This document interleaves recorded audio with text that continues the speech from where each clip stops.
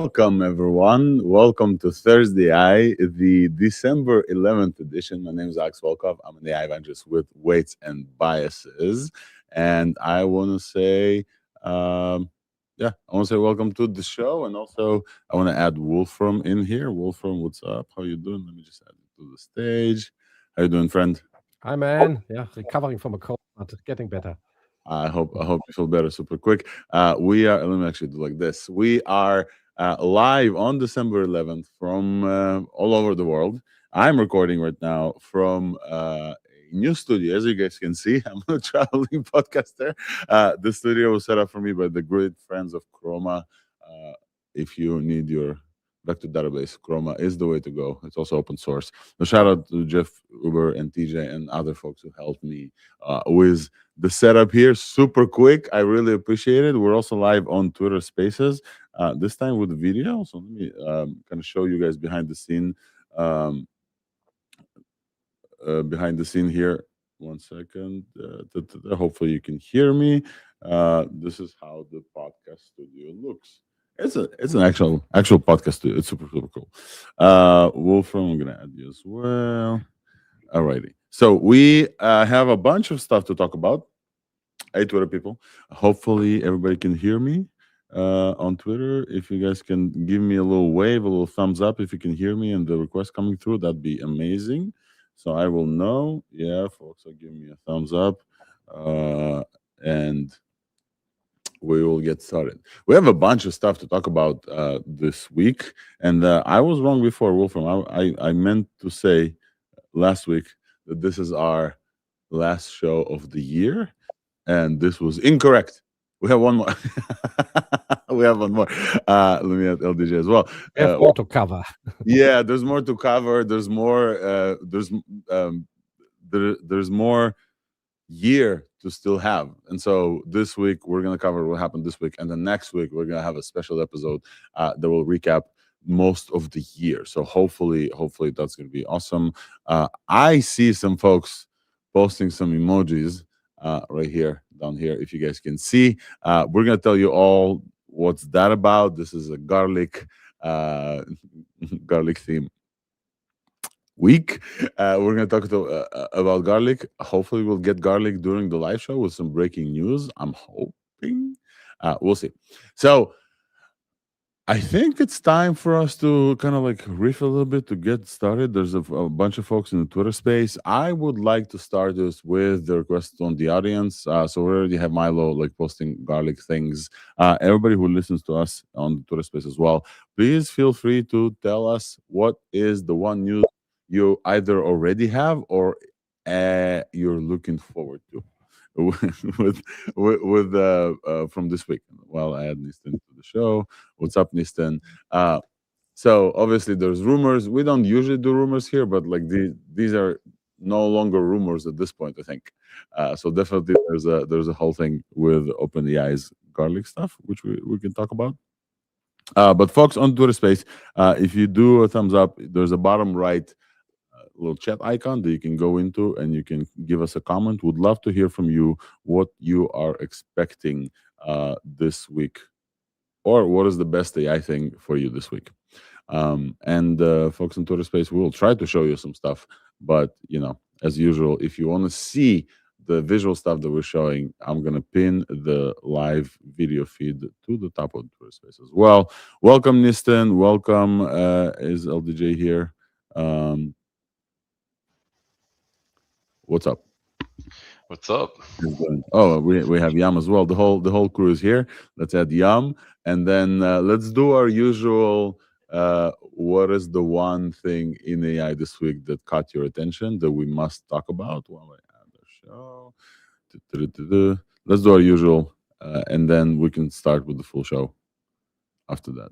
And I don't see how I can pin things to the Twitter space. So give me just 1 second, folks. I'm gonna try. Uh, I see. They moved it. Of course they did. Alrighty. All right. I think we're good.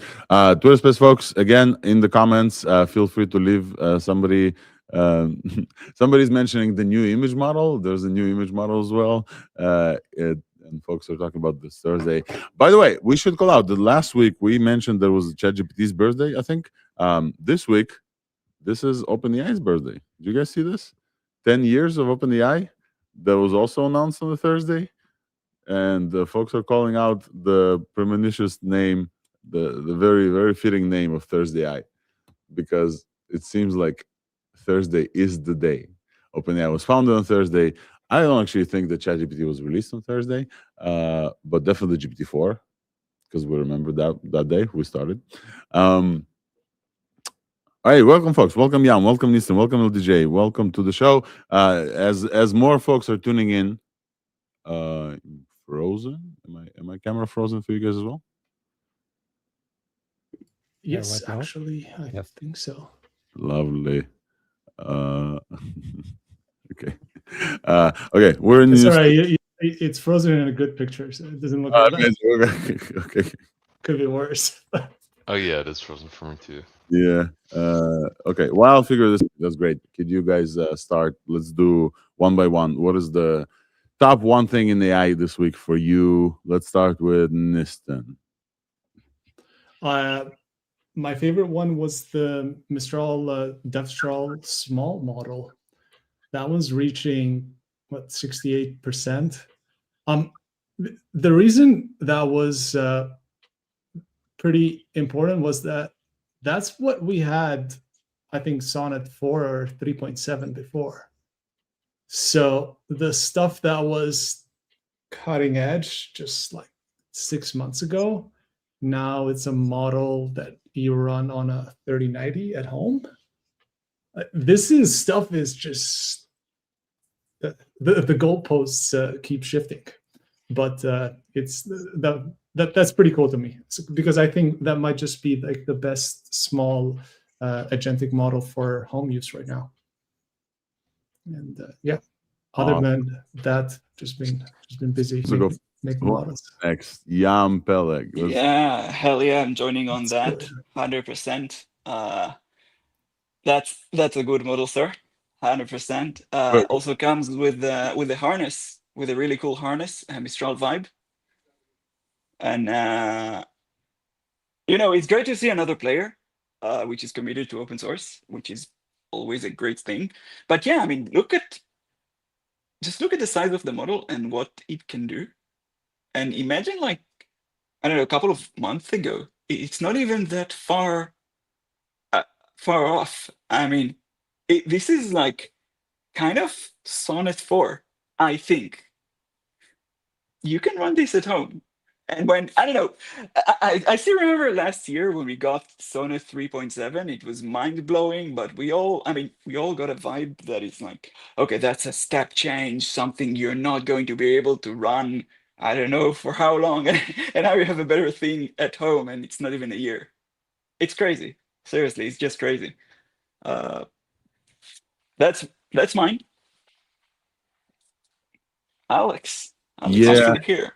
We'll move to Wolfram, and while I fix some stuff. Wolfram, go ahead. Yeah, so I picked my choice before you asked everybody. So I'm always, again, picking Mistral again. I picked it last week. I pick it this week. The models, there are two, a big one and a small one, like YamZ and Nistan. They are great models, and they are Apache licensed. So big applause for that. It's not just a developer license or anything, but it's really a full Apache license. Amazing. And the Mistral Vibe, that is what excites me the most about this, that they have their own IDE, which is also Apache license. It's on GitHub. I haven't used it myself yet, but another player in the field, that is a great thing. And open source means everybody can try. 2 thumbs up from me this week again. Alrighty. LDJ, your turn. Yeah, today there's a few exciting small models like Devstral, but since you guys already mentioned Devstral, the one I'll mention is April 1.6, and it's from this company that seems to be based in Quebec called ServiceNow, which has been under the radar. But right now it seems like this is the best 15 billion parameter model, and it's significantly better than even like GPT-5 Mini in certain ways, and even competing with the full-size DeepSeek R1 in certain agentic capabilities and things like Tau Bench and some interesting benchmarks that aren't really considered to be easily benchmaxable. And I tested it myself, and it's pretty interesting as well. So I think that's gonna be something worth taking a look at. And I thank you, LDJ. And can I reserve mine until the next 2 hours? Because folks, Wink, wink, wink, wink, wink. the There's whole a smell in the air, right? yes, there's a Christmas smell in the air that supposedly OpenAI is sending garlic smells around. Okay, so I just addressed the rumors, even though we don't do them. But like this week, it was absolutely crazy because even the ChatGPT app posted some screenshots of Sam Altman saying, "Hey Sam, what are you cooking?" And Sam is replying, "I don't know, but it's gonna be pasta and it's gonna be garlic at some point." So I think we're gonna get, based on all those hints, there's going to be GPT 5.2 at some point, either today or this week or very, very soon. So, would like to reserve my spot for that. If that doesn't come, I think for me, the announcement of the AIF is kind of the most interesting news from this week. So this week, and we're going to tell you about this in the TLDR. This week, Anthropic has donated MCP into the Linux Foundation, right? So now there's a dedicated home for the MCP spec that used to be Anthropic's, and that's now under the Linux Foundation. It has an independent team. It's supported by OpenAI as well. OpenAI has also donated agents.md, blocks the Jack Dorsey's formerly Square, I think, and now Block has donated Goose into there, and they also work on MCP spec as well. And so I think that this is just the consolidation of the spec around the MCP apps that we told you about when we had Dido and Liad on the show. The folks who are leading the MCP apps spec within the MCP spec itself, the agents MD. It seems like consolidation comes to AI, and I think that that's a great thing to call out. So we'll definitely talk more about this and what this means. But I think for me, this would be like one piece of news that is definitely a highlight here. All righty, folks. I think I want to just let me go super quick into Twitter and see if folks have commented and left us some comments. What the one thing that they have. Testing catalog news, which is a good friend of ours, says we're yet to see GPT 5.2 versus Gemini 3 Pro GA, a battle of the year. And then there's going to be a bonus if Grok 4.20 or Grok 4.2 drops as well. And then ChatGPT app submissions for devs, maybe one more thing to watch for. So soon ChatGPT will open up apps. Let's see. And then folks are replying that Mistral MOE is not that great for them, and the Stitch updates are amazing. Yes, we're going to talk about Stitch updates as well. Stitch from Google is a very interesting vibe coding kind of attempt. Another one from Google. There's a few, and not to be confused, we're going to tell you all about them as well. So I think it's a great show. Let's see if I'm coming through loud and clear, folks, with a good microphone and a good video. So hopefully we can start the show properly. Everything works. Amazing. So one more shout out. Shout out to the Chroma folks. I feel like, dude, with this camera quality, I feel like doing like professional ads. But Chroma, our friends, ChromaDB, the VectorDB, and a platform as well, are great friends. I'm getting hosted in their office just right now for this podcast. So I'm very, very thankful to Jeff and TJ and some other folks here as well. The most interesting thing is Latent Space, friends of our pod, Swix and Alessia, you guys know, they're going to record the Latent Space from just right there. So I was actually kicked out of that room, but DJ set me up in this one, so it's great. A small San Francisco tidbit: you're planning to record the podcast, and then Swix comes in, and then I love those guys. Right.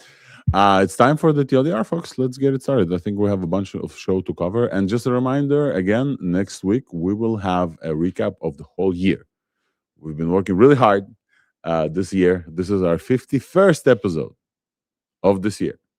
And based on the 50 episodes before this and this one, there's a collection of news of a yearly recap. And some of these we will tell you, and you won't believe that it only been like this year. It's quite insane, the jumps that we've seen. So as a reminder, next week we're gonna do a whole year's recap of AI, and it's gonna be super super cool. But this week we're gonna cover what happens this week, and we'll wait for breaking news because it's going to be 9 a.m. in San Francisco in 13 minutes, and usually by 10 a.m. there's announcements about live streams. If you are listening to the show and you notice one of those announcements, please send us a comment because this is how we all learn together. Right. So I think it's time for TLDR, folks. Let's get it going, and we'll run through everything that we have to talk about super quick, and then we'll dive in. Let's go.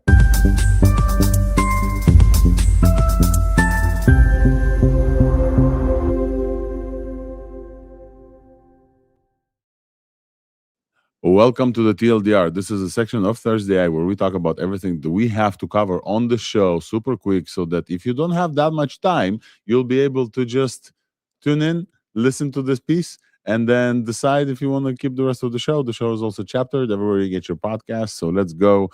Today, your host is Alex Volkov, AI evangelist with Weights and Biases. The co-host, everyone's here. Wolf from Raven Wolf, Jan Peleg, Nistan Tahira, and LDJ. At LDJ Confirmed on X. So feel free to follow all of us for your AI news. We'll start with open source. There's a bunch of open source. I'll cover what I have, and then I'll let the host kind of add links as well. Essential AI launches RNJ1. It's a Frontier 8B model. It's 8B open models excelling in code, agentic task, math, and STEM. I've been waiting for Essential AI. Essential AI has been kind of on our radar for a while, and so I'm very much looking forward to this.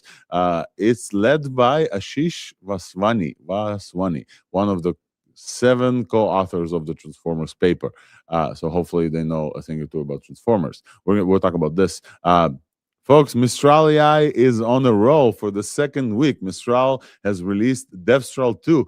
Supposedly state-of-the-art open coding models family, and also the Mistral Vibe CLI agent. That's going to be great. We're going to talk about the CLI agent as well. And then, yeah. A co-host, who wants to cover this piece of news? Because I think this is a super cool one. We should cover this for sure. I'll cover it. Yeah, go ahead. So, StarCloud trains world's first LLM in space on NVIDIA H100 aboard satellite. So, from what I've seen on this company called StarCloud, they, I guess either their own satellite or a satellite, some partner company that they're renting or have access to, in which it has an NVIDIA H100 running. And what they did is took Karpathy's, Andre Karpathy's, one of the OpenAI co-founders. He has something called NanoChat, and it's an open source project of very small architecture LLM. And they trained that on the works of Shakespeare in space on the H100, and then they also ran it in space to actually, chat and query it and get completions out of it. So the world's first training and inference of LLM in space potentially. Let's go. Let's see if I can do applause here.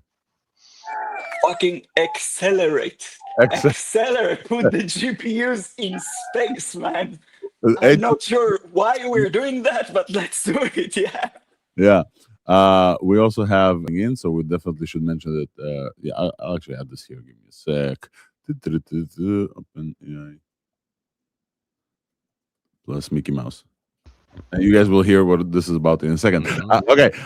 So StarCloud. Next is Gina AI releases Gina VLM. It's a 2.4 billion vision language model showing state-of-the-art multilingual VQA. For some reason, I stay here and not in the vision and video segment where I have a bunch of other vision video models. So I'm going to put it over there. So let's skip there because like some of this is also open source. Anything else in the big open source, folks, that we should cover? Wolf, I'm looking at you. If there's anything that I missed that's big. Nose? Yeah. Nose new model? This is right here. Oh, okay. Okay, so we're going to skip because this is also open source. But basically, there's this thing called Putnam Math Competition, and we'll talk about Putnam when we get to this. There's 2 models, both I think Actually, one is open source and one is this like 4-month startup Axiom Prover that both competed at Putnam. So if you guys remember, we talk about IMO a lot, so International Math Olympiad, and apparently Putnam math is significantly harder. For me, even the IMO is really, really, really hard. So like I can't compare between the hardness of the two. But these models always look for places to hill climb, and so we have two models. One from our friends at News Research released Nomos One. It's a 30B math model scoring 87 out of 120 on Putnam, and then another 4-month-old startup Axiom Prover. They got a good score there as well, though this is not open source. So this kind of moves us away from open source, but there's like definitely an excitement when a new math competition is announced. There's definitely an excitement there for folks to kind of hill climb and show us this.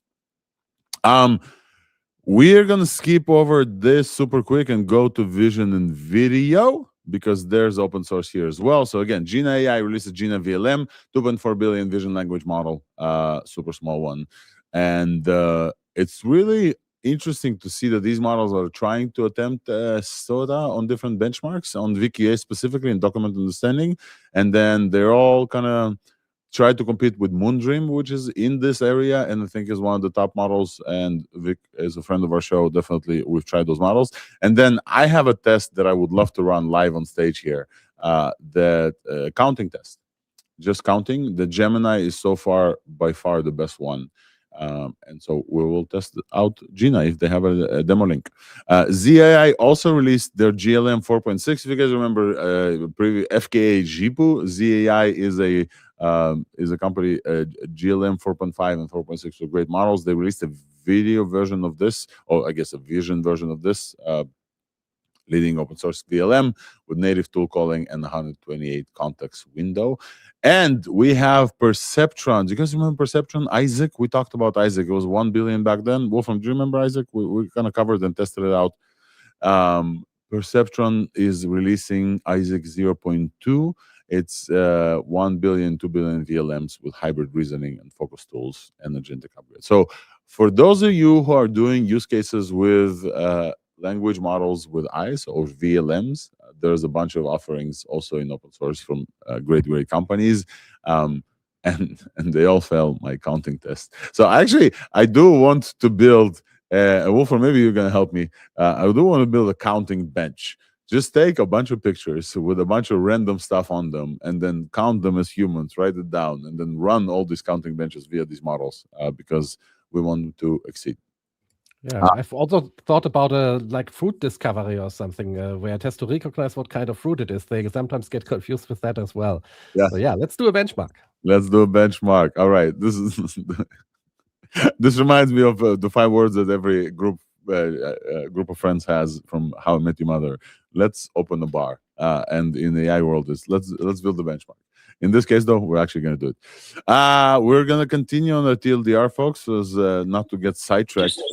Just to add, we got from ZAI, we got Auto GLM Phone 9B multilingual, a new model, vision language model that understands phone screens and act as autonomous mobile agent. End quote. We just got it in the past hour. So Auto GLM 9B. Phone multilingual. Phone multilingual. That's very interesting. Understands phone screens. I think this is coming. Like I've seen some startups in China like trying to control the phone directly. There's one dude, a VC, that's like somewhere in China and has a phone that's completely run by, I think, Tencent, I'm not sure. And he's trying to get all of Twitter to believe that this is the future. And then they cut him off of WeChat. Okay, we're getting sidetracked, but I think it's very interesting because like he's like, this phone can do everything and the phone controls itself. And then once whoever controls WeChat cut them off, he can't do anything anymore because like most of China is run by WeChat. So it's really funny. LDJ, go ahead. Yeah, it's been a pretty hot week for GLM, and there's actually another model missing here from GLM called GLM TTS. Right, that's true. And it allows conversational and audio functionality. Yep. we will definitely add this to the show.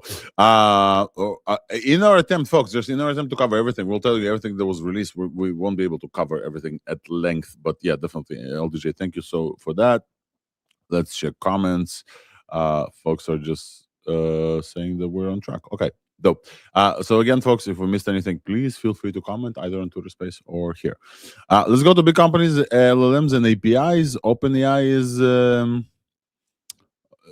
We don't know, but maybe an answer. So as you guys remember, we told you about OpenAI announcing Code Red last week, and the whole company pausing side projects such as ads to start working on the new offering, because many people, including many people in my sphere, back on Twitter and back on Facebook even, folks are announcing their departure from OpenAI and ChatGPT, and like, hey, Gemini does all of what I need.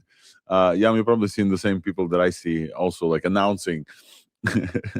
my reaction to this is like, sir, there's not an airport. You don't have to announce your departure, but it's okay. We know that the posting is for links. So OpenAI is supposedly coming back with an answer to all this at some point. Also, in kind of big companies and APIs, as I mentioned in my opening block, Anthropic and OpenAI all together collaborate with the Linux Foundation. Anthropic is donating MCP as a spec. OpenAI is donating Agents MD as a spec. Blocks is donating Goose as a product. And Linux Foundation will host the open source agentic AI projects, and they will shepherd their development.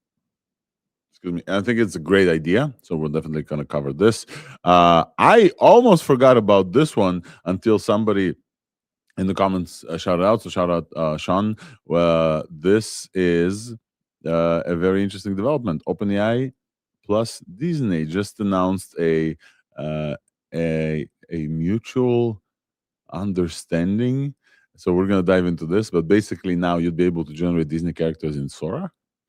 And also, as part of this, Disney will invest $1 billion into OpenAI with a possible extension for more. So OpenAI and Disney is a very interesting development because actual IP is coming, and Disney has Star Wars and has like a bunch of other stuff.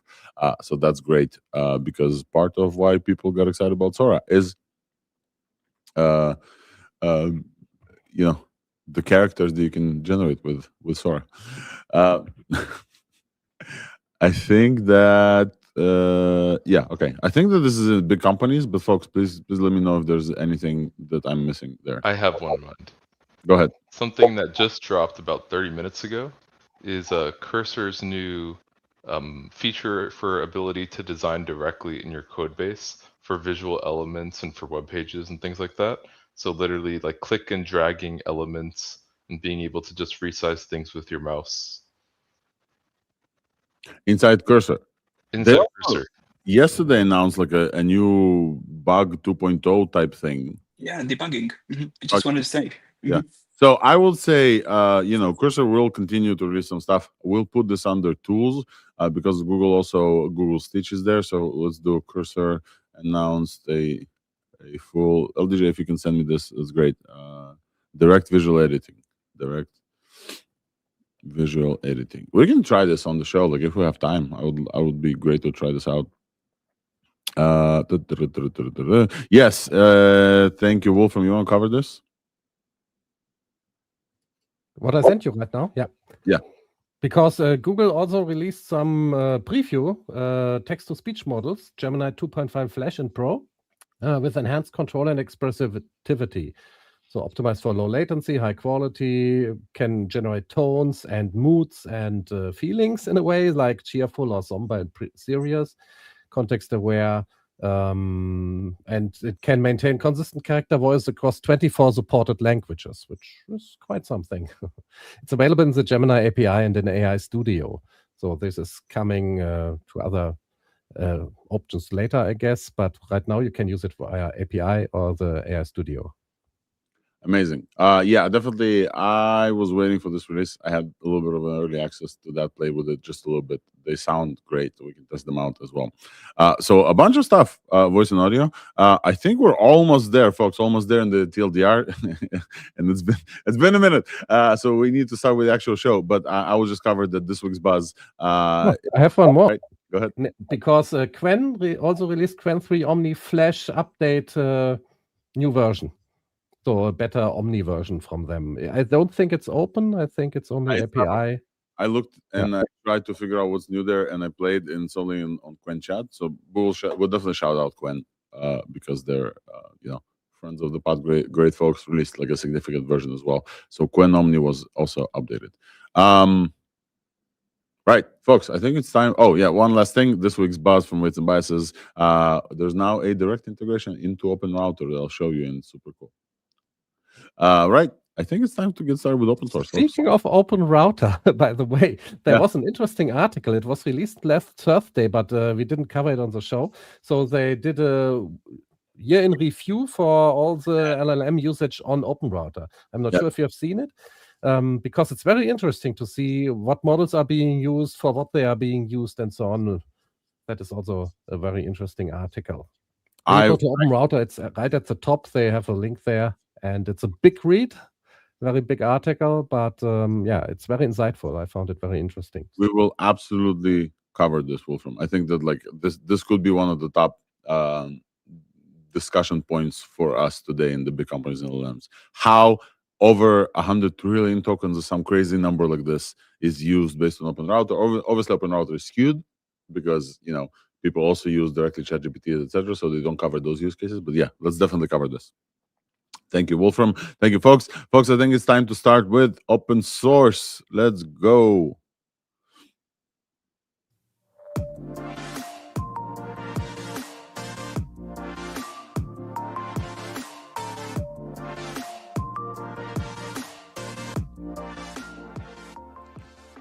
Open source AI, let's get it started.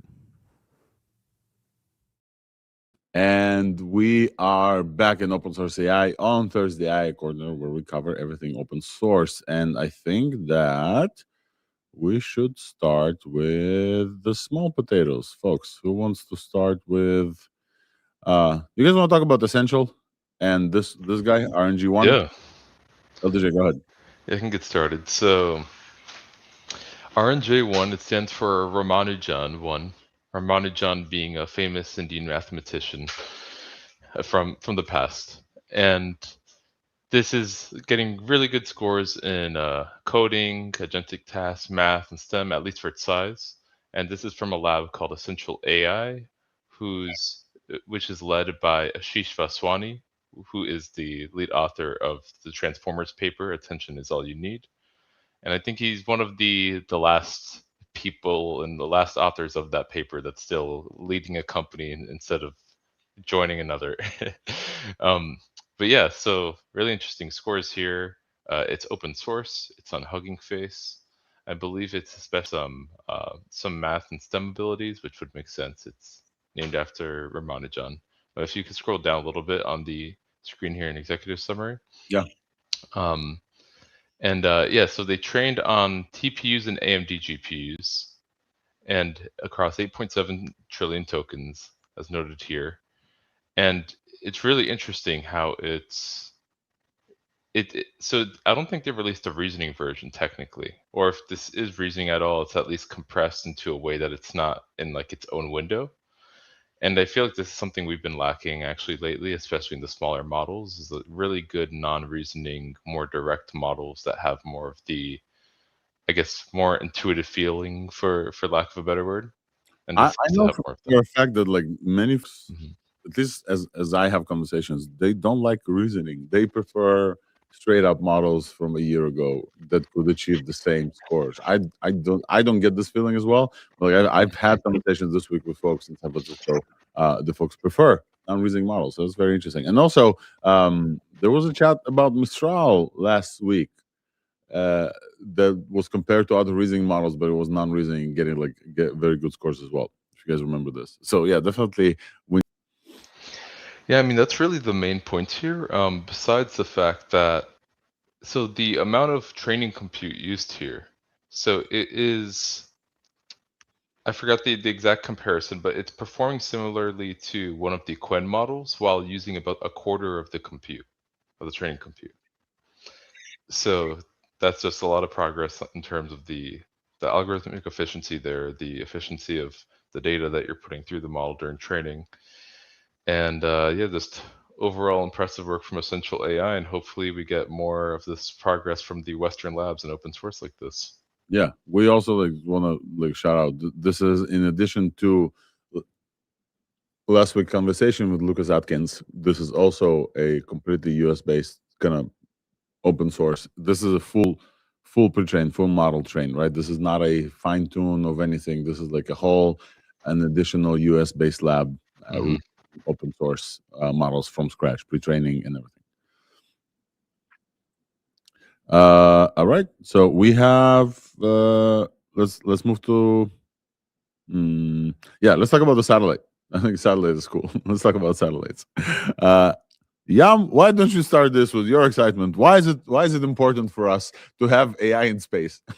I also want to talk about this.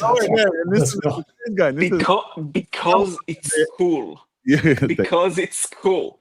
Let's put the GPUs in space. Where's my? Because it's cool. Because Dyson spheres. Because I reach the stars. And so, okay, look, the premise is you can get more energy in space from solar, like there is infinite amount of it. If you can somehow use this energy for compute, you probably should benefit putting the compute devices in space and then use this energy instead of the energy sources that we have on Earth that we kind of need for other stuff, and we are really burning them hard in the past couple of years. That's the general idea. It's I think it's a little bit hard. It's gonna take a little bit. We barely make we barely have enough compute on Earth. That's what I want to say about the topic, but I'm all for the ambition. It's just a little bit far in my humble opinion. Nistan, what about you? And we are all, for folks who are just listening, we all have put on our acceleration sunglasses, one or another. When an acceleration moment like this comes, this is what we do. Even on DJ on his Space Cat, which is a Space Cat. All right, Nistan, let's go.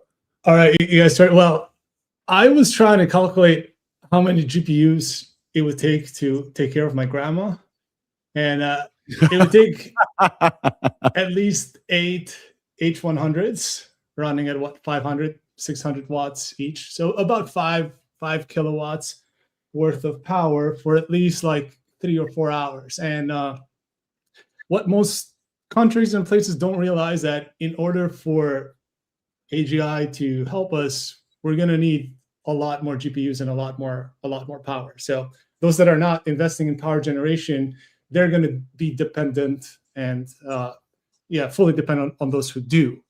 So now, what about this whole space thing? Well, what most people don't realize is that the Starlink V3 satellites, they're already running, or at least plan to run at 20 kilowatts.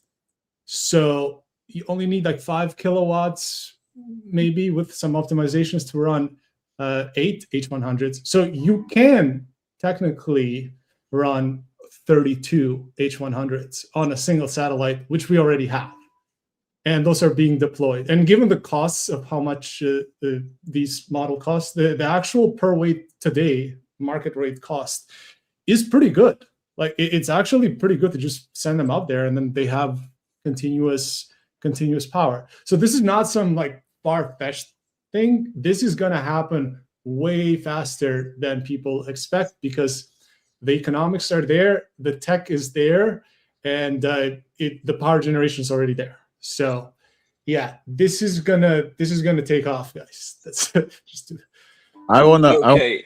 This is wait. Take off. It's really funny. Wait. Like, what do you mean? Like, I must understand something. Where are you gonna get the power from? Yeah, solar energy, but like, I mean, can you compare it to the power sources we have here on Earth?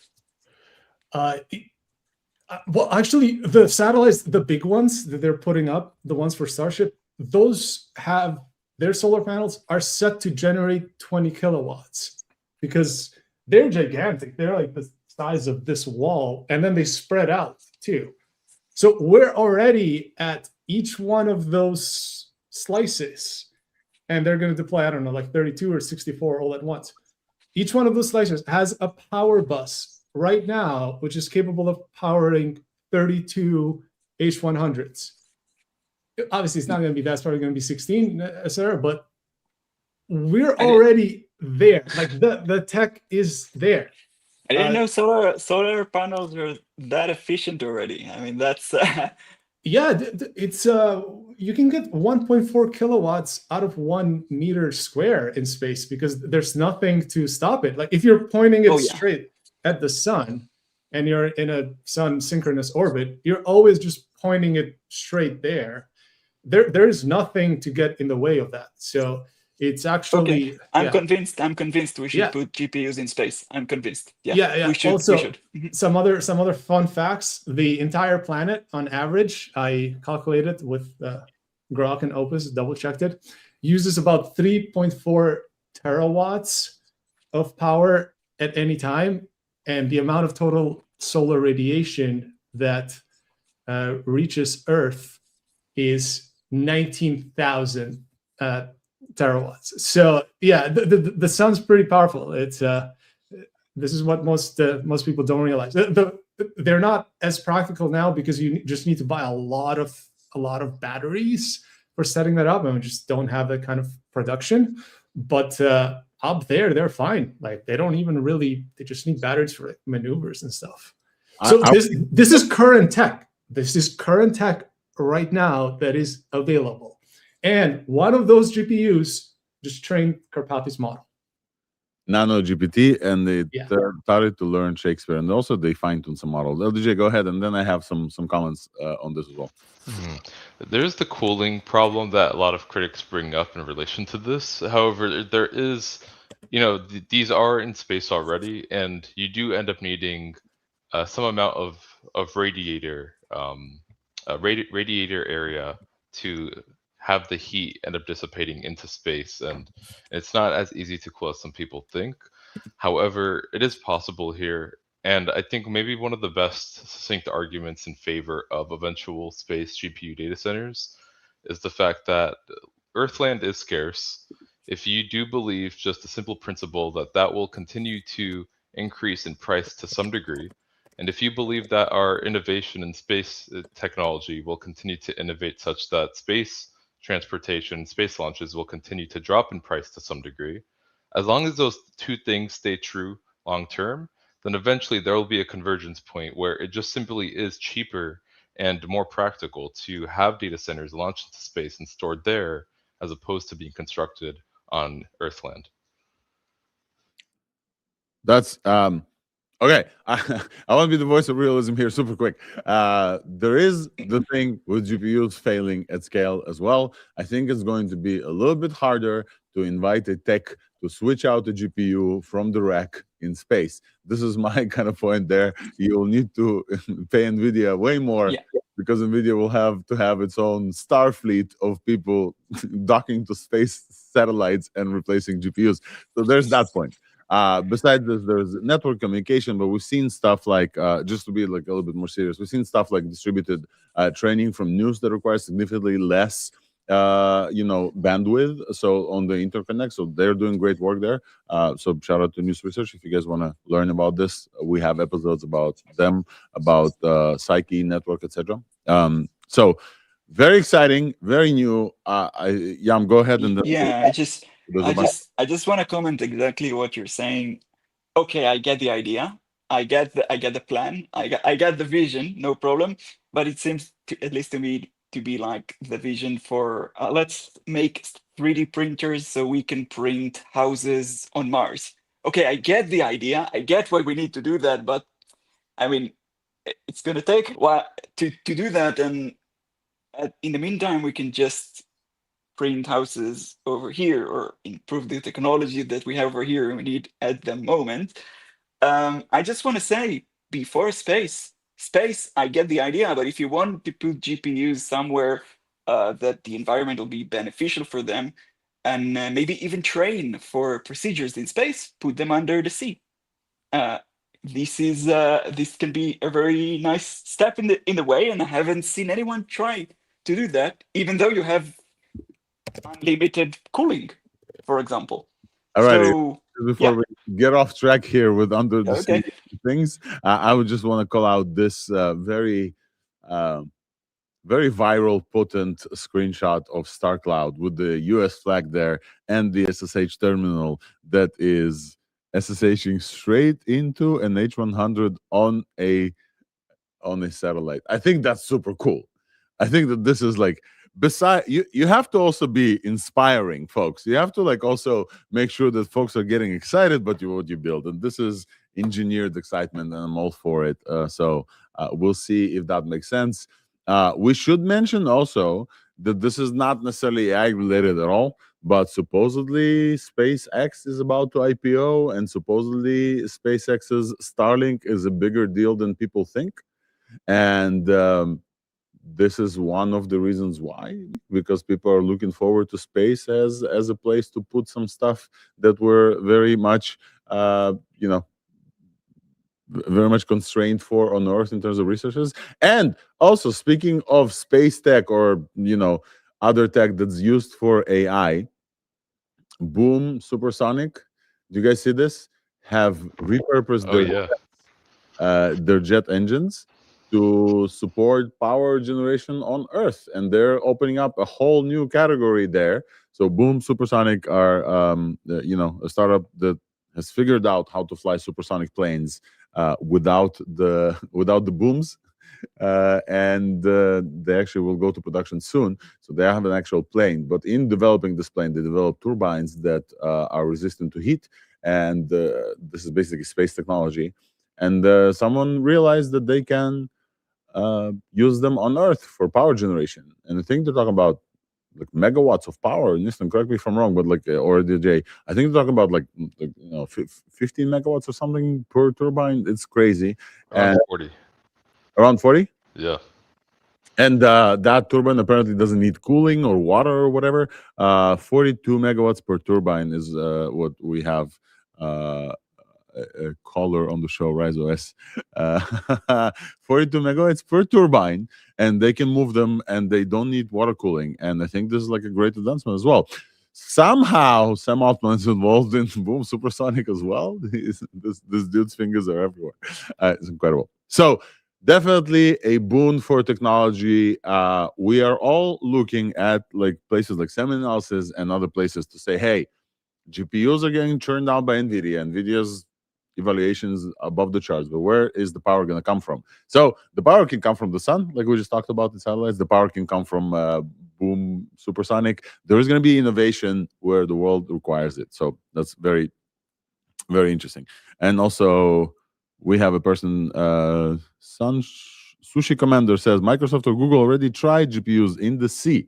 So hopefully next year in 2026 is going to be the year of alternative power sources and alternative placements for GPUs. Folks, let's move on because we want to talk about vision models. Wolfram, I would love you to kind of lead our discussions there in the open source vision models. Let me just go and pull up the stuff. So we've covered the start. Oh, folks, we didn't cover DevStroll. Let's talk about DevStroll super quick. We got sidetracked by the excitement. All right. Volunteers to cover DevStroll. I would, but I have to give a presentation in like 9 minutes. Bro, don't. Oh, okay. So I'll have to go in a bit. But LDJ, you want to give a presentation right now? I don't know if they'll let me. Actually, the crowd would love this stuff. Yeah. It's like distributed inference terminal UI. But yeah, anyway, LDJ, you want to go? Sure, I can. Yeah. I personally haven't actually tried it yet. I don't know if Yam or Wolfram have, and maybe if they have, maybe it'd be. I think let's just cover this on the actual. Let's just go directly. Yeah. Yeah. So DevStroll, a new software engineering specific model from Mistral. It is the size of 123 billion. So that means it's not MOE. It doesn't use less active parameters in its total. Just a big chunky model. However, since it's only 123 billion total parameters, then that means that you don't end up really using much more than at most you're going to end up using like roughly 250-ish gigabytes of memory, which is much less than you would need to run something like a DeepSeek or Kimi K2 at full precision. Meanwhile, it does seem to be scoring similarly to such models in things like Sweetbench Verified, and even competitive here with Grok Code Fast 1, which a lot of people were praising for good coding abilities.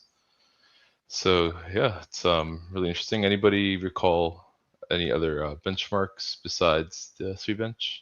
So we have Sweetbench. We have what do we have here? VLM support in the beginning. I think just to call out that like many folks got excited about DevShell before. I haven't seen this like deployed anywhere or in like Cloud Code, so I haven't seen like actual comparisons to this. But they have also released Mistral Vibe CLI, something that we definitely should also mention. As joining other companies with their tools, let's count them out. Anthropic has Cloud Code, OpenAI has Codex, Google has Gemini CLI, and I think Jules CLI. Not sure if Jules has a CLI or not, but definitely Gemini CLI. Kimi has their own. Quen has Kimi their own. One has their own, and now Mistral is joining with the Vibe one. Everybody's competing for the same business because Cloud Code is an insane business. And shout out to Open Code for being open source And shout out, supporting everybody else. Yeah, there's open code. There's Yeah, open code is killing it. it's I think. absolutely great. Yeah, We haven't absolutely. covered open code on the show before. We And should bring Dax here. yeah, I think Mhm. he'd probably show up. yes, we should invite Dax to talk about open code as well, as we had Open Hands on the show. But yeah, so Mistral is Alex, we do have time. Can we go through DevStral or? yeah. Let's go or to does the it- yeah. Okay, so just let's see if I can. Okay, so I don't know if you can see. Minute, please. Okay, so DevStral 2 can be used just to give a little bit more context. It can be used supposedly seamlessly with C-Line, KiloCode, Cloud Code, Open Hands, and SweAgent. For sure, Mistral Vibe, which is Mistral's own Cloud Code CLI competitor. At this point, it's very hard to compare the different harnesses. Everyone has their own, and they kind of look the same. I haven't tried it yet. From what I've heard, it works pretty fast. The model is great. You can definitely run you don't see the 123B instruct model. Definitely you can run on a pretty high-end machine, but also you can run the smaller version for sure on a laptop, which doesn't have to be that high-end anymore.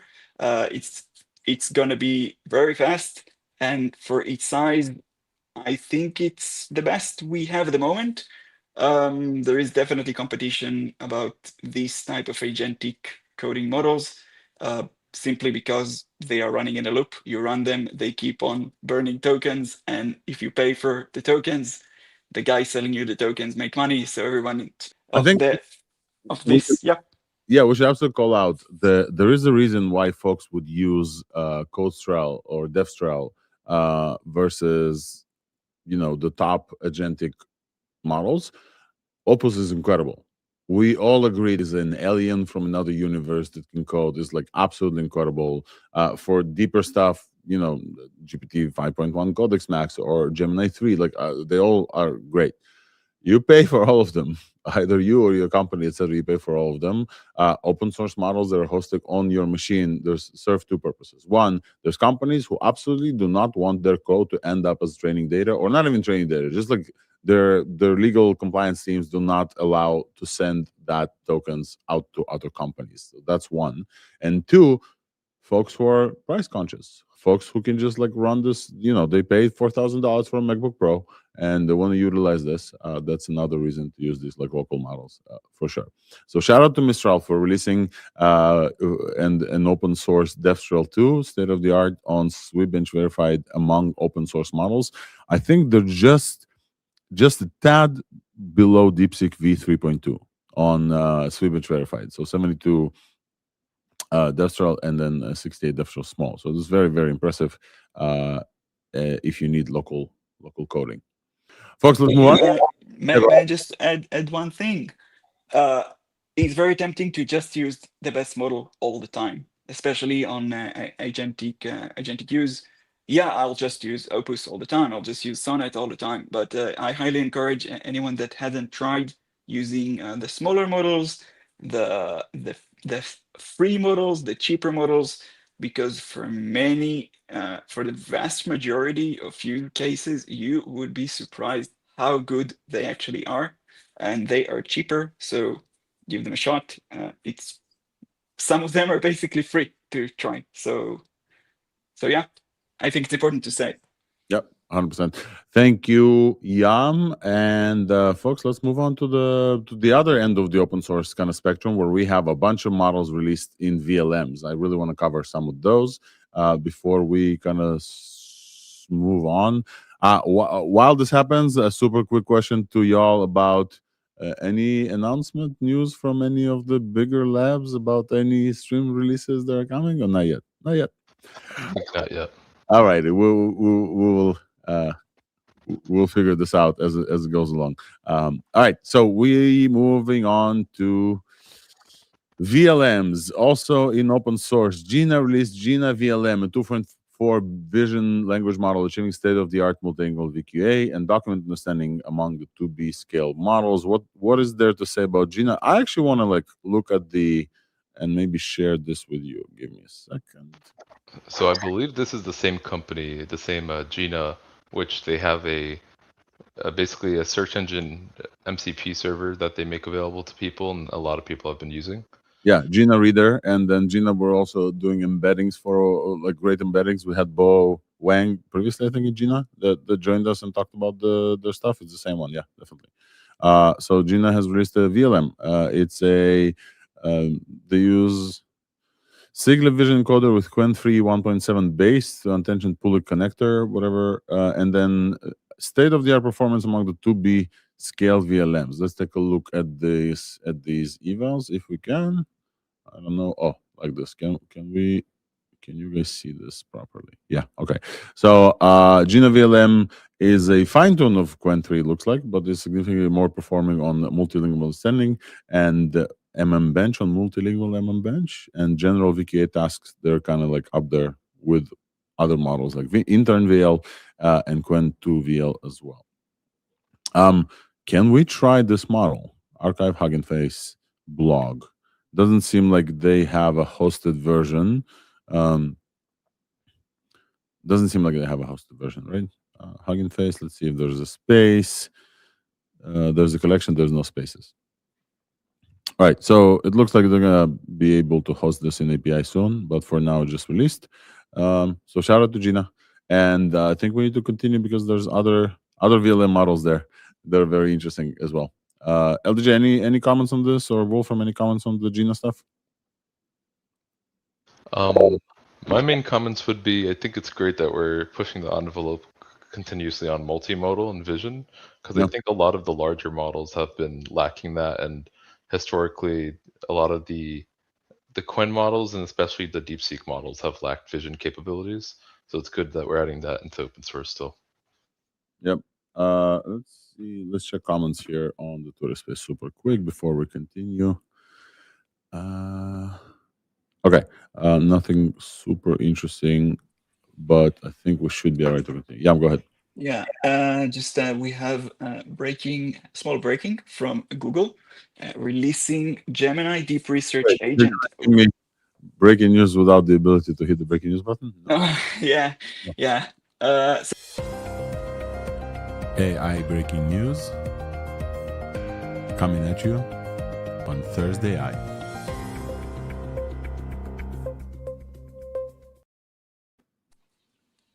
So let me just show you. Oh, you can see. I see. Okay, so we got a new API endpoint from Google, Interaction API, which is an API for an agent, deep research agent specifically from Google Gemini. It is also coming, apart from being kind of a total harness behind the API, as it seems, it is also coming with a new agent itself, the Gemini Deep Research Agent, which is, one moment, an incredibly powerful, why can I show you? Oh man. I want to zoom the thing, okay. So, which is an incredibly powerful agent maxing out humanity's last exam above Gemini 3 Pro and GPT-5 Pro. Oh, wow. And yeah, and also state of the art on browser comp and deep search QA, and out of nowhere, that might be the best deep research agent at this point. Very hard to tell. And it's running in the background as it seems. That's incredible, dude. So Yeah. Mm-hmm. the stat sounds incredible, and it looks like we can use deep research. Deep research, which is, if you guys remember, deep research was first coined by Google, and then OpenAI kind of added deep research as well. And not to be confused with DeepThink, which is their version of an agent, but this is deep research agent. So shout out to Phil Schmidt and some other folks, and to Logan for posting this as well. Thank you, LDJ, for the screenshot. Let's see if I can pull this up so we can see. Share screen. Let's see if I can get this here. Yeah, okay. So we are seeing humanities last exam at 46. Is that state of the art now? I believe so. Wow. State of the art on humanities last exam, deep research from December 2025. Tops GPT-3, Gemini 3 Pro, tops GPT-5 Pro, which is a very deep, very strong model. Tops O3 deep research, which is just this year, was 19%. Folks, humanities last exam is almost at 50%. When we started reporting on humanities last exam, we made the joke there's not going to be last, but most of the models there were like 5 or 7%. And then we saw towards 50% on this very, very hard, supposedly very hard benchmark. It's just mind blowing. The speed with which kind of we give you updates is breakneck speed. We have deep search QA as well. This model, agentic comprehensive web research eval. This model is getting 66, topping GPT-5 Pro. And browse comp, locating hard to find facts in browsing, is getting just a tad below GPT-5 Pro. And this is now available in the API from Google. A bunch of stuff from Google this week, so we'll also cover them. LDJ, go ahead. Maybe something that is a good time to mention now, from Friday of last week, so we didn't get to cover it on last Thursday AI, but a company called Poetic, which submitted an ArcAGI submission, which they have a scaffold they used over Gemini 3. Mm-hmm. And that ended up getting allegedly the top score, which after last Thursday AI has now been since verified by the Arc Foundation. And here I could share this link, but Yeah. it's pretty impressive and significant, the amount of kind of efficiency relative to capabilities that this scaffold is enabling when used with models like Gemini. And they also open source this entirely. So the scaffold, people can use it for other tasks if they please. They could test it in other domains. I think we're still waiting on some of those results to see how people end up applying it to other domains and how well it works in other things. But it's pretty impressive. Yeah, thanks, LDJ. Folks, this is Yeah, quite an incredible jump on top of Opus 4.5, which is already a very, very great model. On RKGI2, we've passed 54%. I think the previous state of the art was Gemini 3 DeepThink with 45%, and Poetic has, I think, broke the 50% on RKGI2 for the first time. Yep. Very, very impressive, with around $30 per task. And Gemini DeepThink was $77 per task. Thanks for this news, LDJ. So shout out to Poetic, and then and then we will continue. I would like to go back just 1 minute because of the Google release that they mentioned that we just talked about. They all new API, the Interactions API. Mhm. And that is also very interesting. I checked it out while we were talking. And so one difference to the chat completion API we are used to, or the responses API, is that there is now server-side state. So that is a big difference, that the agent doesn't have to handle it locally, but it can be handled on the server side. It has remote MCP support. And it sounds like a good way to create more capable agents that interact with each other. So that is probably something that we will be hearing a lot about in the future. That sounds like an interesting concept for more complicated or more capable agents. So optional server-side state, background execution for longer tasks, remote MCP tool support, and composable data model, in addition to state-of-the-art benchmarks on the actual agent. Public beta in AI Studio, and the pricing matches Gemini 3 Pro, charge per agent, turns, and searches. So shout out to Phil Schmidt, 6 months of development by the team. Phil Schmidt previously in Hugging Face, and now is doing agentic stuff in Google. So shout out to them. That's great. Righty, folks, let's move on to, we were covering VLMs before this. Let's continue covering VLMs because we are at 1 hour into the show, or 1 hour and a few minutes as well, and then we need to talk about big companies and different things. So we covered some of the VLMs. So Gina's VLM we covered. Let's talk about ZAI and some of their releases, and then we will start moving towards. That's the one that is really exciting me. So you have made a great infographic again. Maybe you can bring that up. Yeah, this one. Because what's the best thing about this is GLM is already a very strong model. It's one of the best open source models, in my opinion. And Jan was nodding, so that's a good sign. So it's definitely a great model. It is very agentic. It can do a lot of tool calling.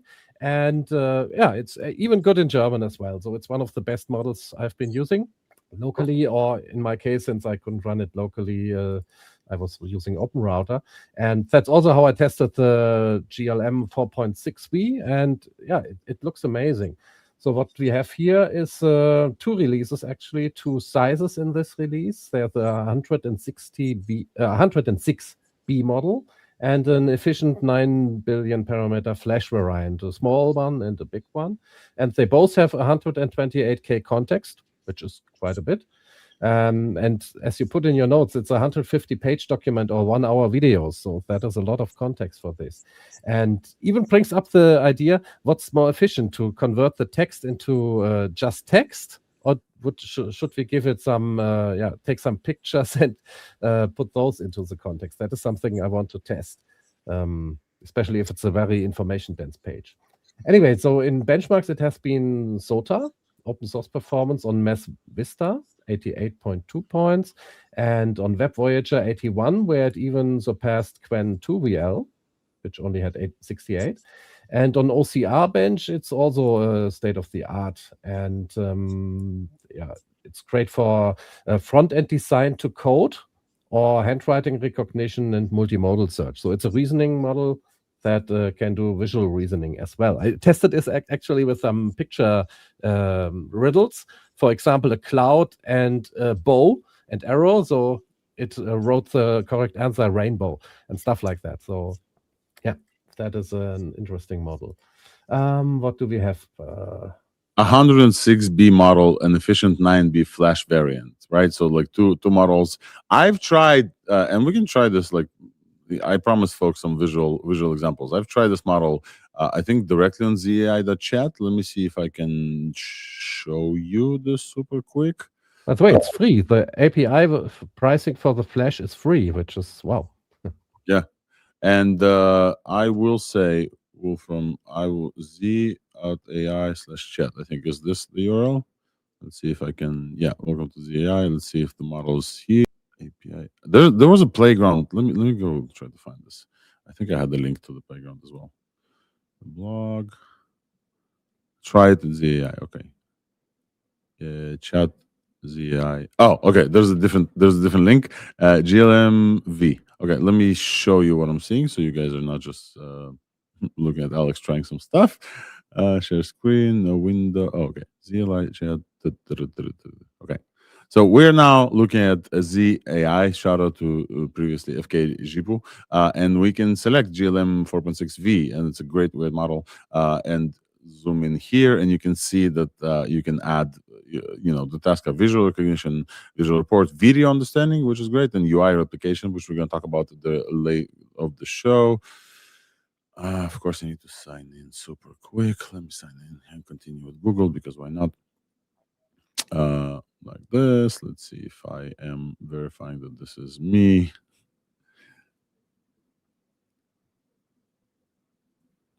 Right, sign in. Okay, so again, GLM 4.6 visual recognition, OCR scans, visual reports, extract and analyze key information, and then video understanding, comprehensive video intent and core understanding. I would love to test the video understanding, but for now, I want to show you that I have this image, not this one, not this one. Yeah, this one. I have this image that has a few weights and biases B's on the table there. I know exactly how many of them there are.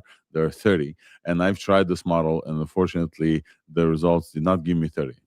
We'll try this together as well, and I think the best one that I've tried was Gemini, but we shall see. We shall see once we're able to upload how many B toys are there on this table. But the cool thing about this, the Jipu shows you the thinking process. So here's the thinking process. If I'm able to pause this correctly, sometimes the thinking process goes, you see, it got it fairly close. So looking at the image, you can see there's 28 B toys arranged on the table. The B toys are yellow, black stripes clustered around. So it counts this. I looked at these thinking traces, Wolfram. I wanted to show you, as opposed to other VLM models that are sure about the numbers. These ones are not sure. So the thinking traces say between, I can see approximately 5 to 6 Bs, another 5 to 6, another 5 to 6. This is it's great that it has thinking, but this goes to the point before, that sometimes thinking is not actually helpful to the model. And I've seen this model also go and kind of like get lost in the thinking itself. So I've seen this happen. But I think supposedly this is what happens with the thinking models. Like they spit out tokens, and they're able to look back at the tokens itself, and then kind of like add them to the context of the model, and arrive at a good solution. But just for folks on the actual test, the test of mine did not work. There's 30 Bs and it says 28 Bs. But other than this, I think video understanding is a pretty cool thing, and the image recognition is a pretty cool release from GAI. And it's MIT licensed. Yes, great. Yeah, we have applause here. Applause. Amazing. Yam doesn't look impressed, but but unfortunately we don't have time to dive in to not impressed. GLI also released Auto GLM, which is Yam, I think you shouted this out. It's a 9 billion parameter phone multilingual model. And another VLM that got released was from Perceptron, and I also want to show that and also kind of test it out together on the show, because folks, I think that like the amount of updates that we have is incredible from week to week, but also folks are expecting us to test some of these things.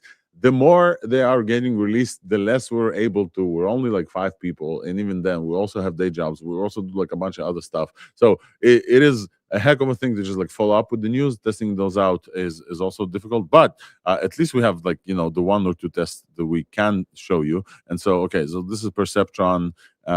This is a open source Isaac 0.2 preview. I'm not showing you this, so let me show you. And of course, if we show them tests on screen, we don't repeat them all again and again, which you have to do if you are doing a proper evaluation. Yeah. One run is basically meaningless. Basic meaning is, but very visual and fun. So Perceptron open source Isaac 0.2. We talked about Isaac 0.1. They claim, or they try to claim, benchmark leading 1 billion or 2 billion VLMs with hybrid reasoning as well.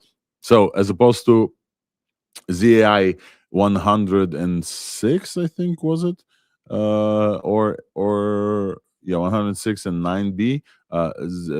Perceptron is saying they can achieve pretty much the same results with 1 billion or 2 billion VLMs. Of course, we remember Moondream, the leading one that we know, is at 3. And Perceptron, let's try them out in a meaningless test, but I think a fun one nonetheless. So let's get to. It's not completely meaningless. If it works, we already have one data point at least. But if it doesn't, doesn't mean the model is crap. But as always, So this test it yourself. Test it multiple times. So this is the test of Isaac 0.22 billion preview, and if we upload the same image here with the bees, the cool thing about Perceptron, it's a very small model. It's able to do response style boxes or points. So say points, show me all the count the bee toys on the table. I can zoom in for you guys so you can see, and then you can see the reasoning that's going to run, and then it will put points on the actual bees, and it got the right number, 30 bee toys. And you can see like it pointed to all of them and put like points. Pointing out is a feature of this model as well. And then in settings, you can ask for boxes or polygons. Let's try polygons. And it will find them, hopefully. So this Perceptron, it's a 2 billion preview model. And I think it's also was released in open source. Shall we move on from open source, folks? I think we've covered pretty much everything in open source. Last one, I think, I really want to cover this in open source as well before we move on. Wolfram, OpenBNB released, let me get this on this table, Vox CPM 1.5 core. It's a tokenizer free TTS with 44 kilohertz hi-fi audio and with fine-tuning support and zero-shot voice cloning and developer-free fine-tuning. And I think that's super, super cool. So we have this in Hugging Face, Vox CPM from BNB. They just released it, like 1,000 downloads already this month. Sampling rate, high frequency details for better voice cloning. So 44 kilohertz sample rate, more efficient, and fine-tuning support as well. So you can fine-tune this with a SFT or LoRa fine-tune. I think it's super cool that we're getting voices. We'll talk about the Google one, but I think it's super cool that we're getting voices in open source with voice cloning. We need more. There's been a lot, actually. So that is a field where we have seen kind of an explosion recently. Yeah. With all the new models. I haven't even had time to test all of them yet. Yeah. Time. Microsoft pulled them again. Time is all you need, Wolfram. Folks, are we ready to move on to big companies APIs? I think we're ready. There's a bunch to cover there. Let's move on to big companies APIs, for which we don't have a transition, but let's move on anyway. All right. I think the most important thing there, not the most important, but I think the thing that I was very excited to talk about was definitely the block on Anthropic and OpenAI Agentic AI Foundation. Let me bring this up. And I want to hear from you guys as well on this topic, but I can absolutely start there. So we have news from the open source world in the big companies and APIs. Anthropic has donated MCP as a spec to the Linux Foundation. Linux Foundation is an public benefit, I believe, corporation that is in charge of, Linux and ecosystem and a bunch of other open source and supports open source greatly. So we have this announcement from Anthropic that the MCP spec is now donated fully to AAIF.io, which you can get involved and contribute. It's no longer within the confines of Anthropic only after a year and some months that MCP was out, and every major company has adopted it. Now we see a great contribution to open source, and we had a few folks from MCP that are involved in part of it on the show before. Folks who are doing the MCP apps angle. But it's great to see that now these folks are organized into a non-for-profit, I believe, foundation. It's a vendor-neutral hub. I think this is the most important thing. And so the folks who are participating in this, OpenAI, I believe OpenAI is. Oh, we have a bunch of infographic founding and platinum members here. So we have Microsoft, we have Anthropic, we have AWS, we have Cloudflare, we have OpenAI, of course. We have Docker and Cisco and Salesforce and GitHub and Hugging Face as other sponsors as well. Snowflake as well, and tons of more. And silver members include Hugging Face and Pydantic. All those folks are spending quite a lot of money for this open source initiative to continue, because all of these folks also support MCP. There was a new release this week that Google Maps and Google Business and Google BigQuery also support MCP. This was also kind of in the news, so now you can use the Places API via Google MCP. So these big companies, we told you a year ago, or I guess in the beginning of the year, about MCP is becoming big. These companies now adopting. They're spending a lot of money to support the spec, which also means they want to spend a lot of money for the development of the spec to continue in a vendor-neutral way. And so I think it's very, very important that these all companies are connecting together. So I'm very, very excited about this. Also, as part of this kind of announcement of AIF, they also told us that Agents.md is also contributed. Agents.md is an attempt to unify all of the cursor files and the Windsurf files and all of the agentic IDE kind of like helper tools into one spec called Agents.md. I shall open this and show you, because I think it's very we talked about Agents.md when it launched, but I'll just run through it super quick. Agents.md is a place to kind of unify those files across, and it's supported by Codex and Windsurf and Cursor and Jules from Google and OpenCode. All of the kind of the IDEs, Z and VS Code, all of the IDEs that we support, and this is the instruction, basically instructions for your agents. If you don't have instructions, you should definitely check them out. And there's over 60,000 examples of Agents.md on GitHub. So you use Agents.md, and then you basically cover what matters. If you prefer one language on top of another, you prefer one way of training models on top of another, all those agentic IDEs, they take this into account. And it's become the more agents you test, the more files you used to get. So Agents.md is a great unifying function there. I think it's a great thing about this news is not or about the formats like Agents.md. It could be Agents.txt. It doesn't matter, or MCP. It could be a different thing. The best thing is that it is a standard that is adopted by a lot of tools companies, and now that it is part of the Linux Foundation, that cements it as such. And it's not just a vendor like Anthropic that controls it. So OpenAI is more likely to contribute. Google is contributing more. And that is great for us that we are using these tools, because the interoperability, that is what really matters. Whichever the standard is, as long as it works and we can use it everywhere, then we can all make the AI better, make our tools better, make our agents better. And that is what excites me the most about these standardization efforts. Standardization is awesome, and it's not exciting work. Folks need to understand there's a lot of talking to a bunch of companies, deciding on standards, vendor tool groups, and specific discussions and calls for adjustment. The whole process is very drawn out, and so I really shout it out to folks who are contributing their time and money and energy into making sure that whatever standard we have is continues to evolve. It's very important. The standard that's frozen in time is not a good standard. It has to evolve with the ecosystem. But also the folks who are spending their effort and money on this thing. It's great. It's also interesting that Goose was mentioned because we just skipped over it, but Goose is a coding agent as well, like Claude Code, for instance, or Open Code, and it's now part of the foundation as well, which is interesting. I tried it back in August, and well, it wasn't very useful to me.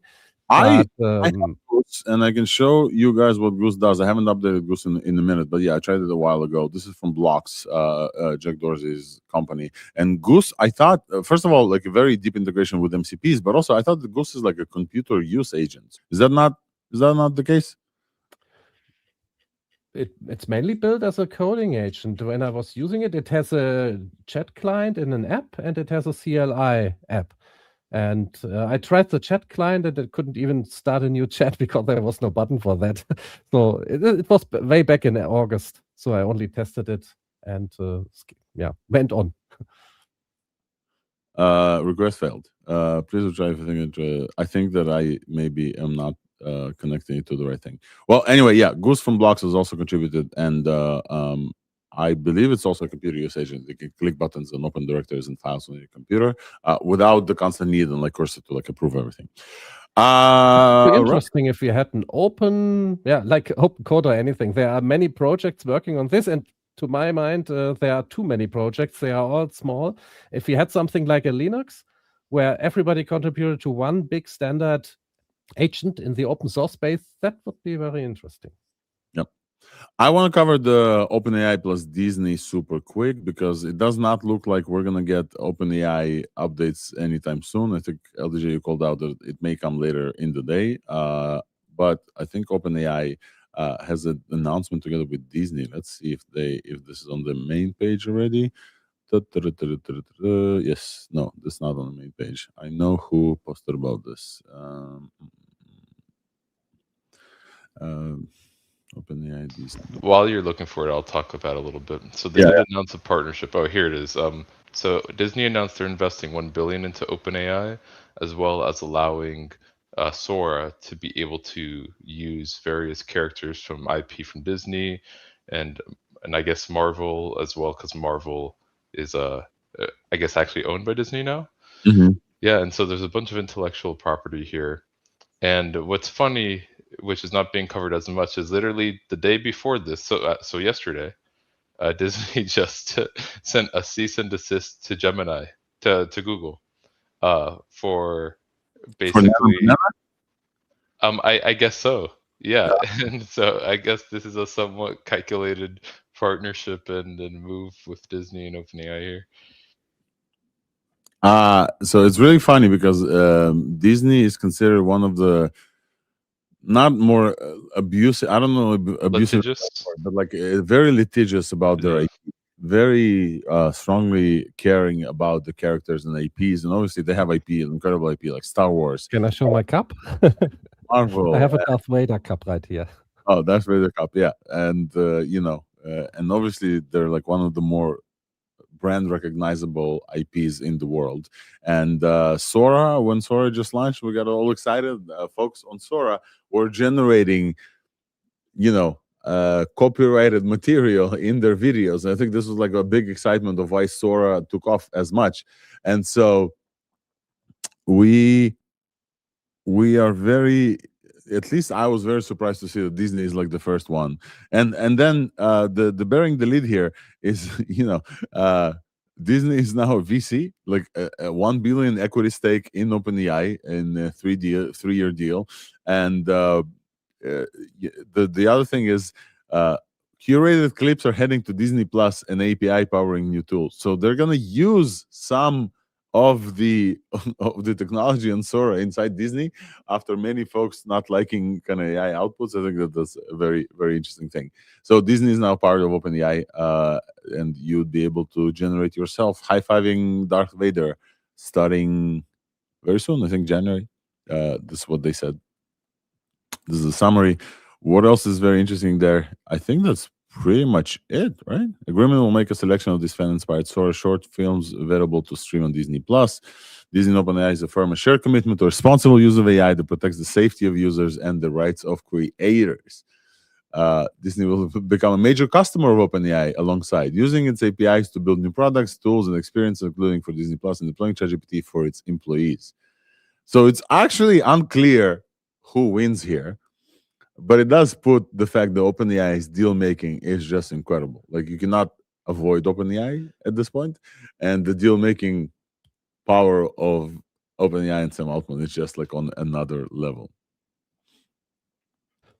We have also seen other image generators create Darth Vader and so on. So it will be interesting if Disney will go after them even more now, if they have a deal just with OpenAI. Yeah. I mean, you can probably just generate the Darth Vader giving you a high five in Nano Banana Pro.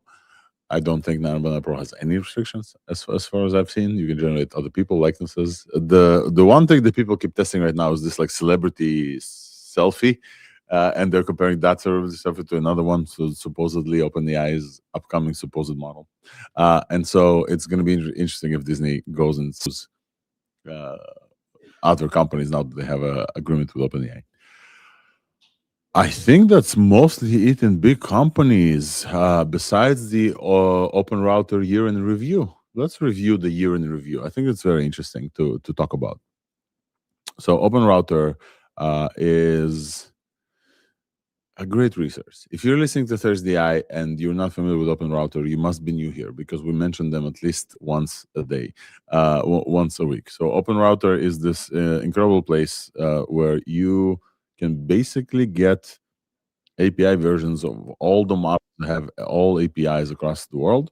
And what happens in Open Router is that they will route your API call to the resource that has the most availability.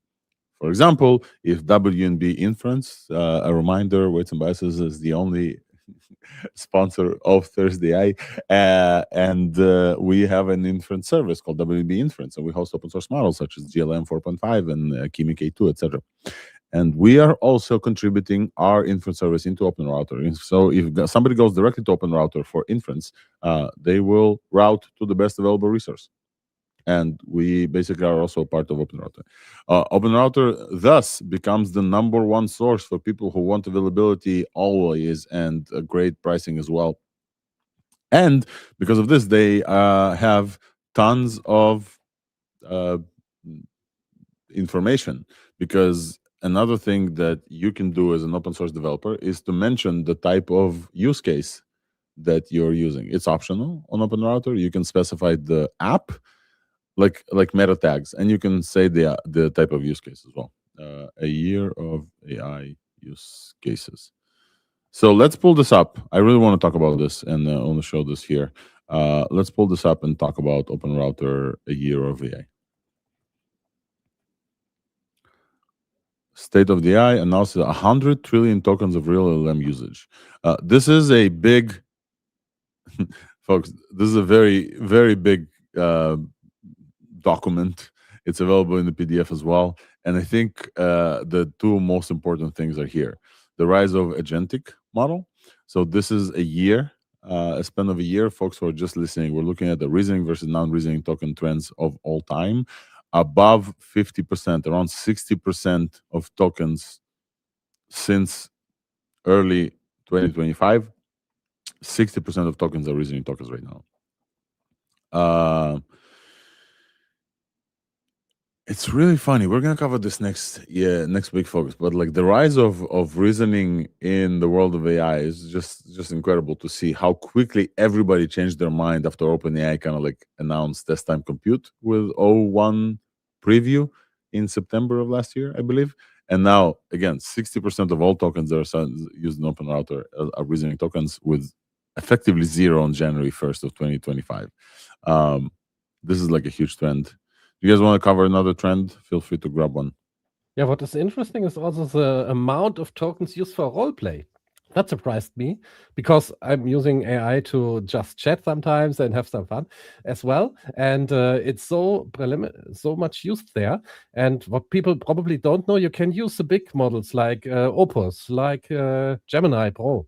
You can use all of them there directly via Open Router without the chat interface around them. So if you want to just chat with them, you get an uncensored way to interact with the model. No guardrails or anything in there. So that is also a specific advantage of using OpenRouter in there, because you can even use zero retention endpoints and enable that in your privacy settings. And I think a lot of people are using it that way, and why this is so popular over there, which is also an interesting thing. But I didn't expect it to be that big. Yeah. And another thing, find the actual numbers for role play, but programming increased from 11% to 50%, around 50%. And I think the second biggest category is role play, right? Yeah, for open source models, it's over 50%. For open source models. For open source models, yeah. Primary use case, actually. It's just a great service. I mean, it makes sense. It's just a great service. You've got one endpoint. You don't need to change anything. You configure it one time with your keys, and that's it. Like, change whatever model that you want. There is a new model being released. You don't change anything. You just go and change configuration. It's a great service. I mean, I totally get it. Also, there are many models, just like you said, there are many models that you can find only on OpenRouter. Also, there are, for those that don't know, there are things like enabling web search for all sorts of different models, not necessarily models that originally even supported. Like, they just let you inject web search into all sorts of different models. It's a great platform. I had no idea it's gonna get this big. I totally agree. I mean, it's amazing. Seriously. Yeah. So Easy is great to test a new model. When a new model releases, you just change the model name. You don't have to change anything in your configuration. You can directly start. That's how I test models as well. I use OpenRouter because it's so easy, always the same way to interact. I think there's a place for me here to inject with this week's buzz super quick while we're getting all excited about OpenRouter. So let me slide this in super quick, as it's very contextual, and then we'll be back to discovering the how people use AI and what purpose. So let's go to this week's buzz, like super quick.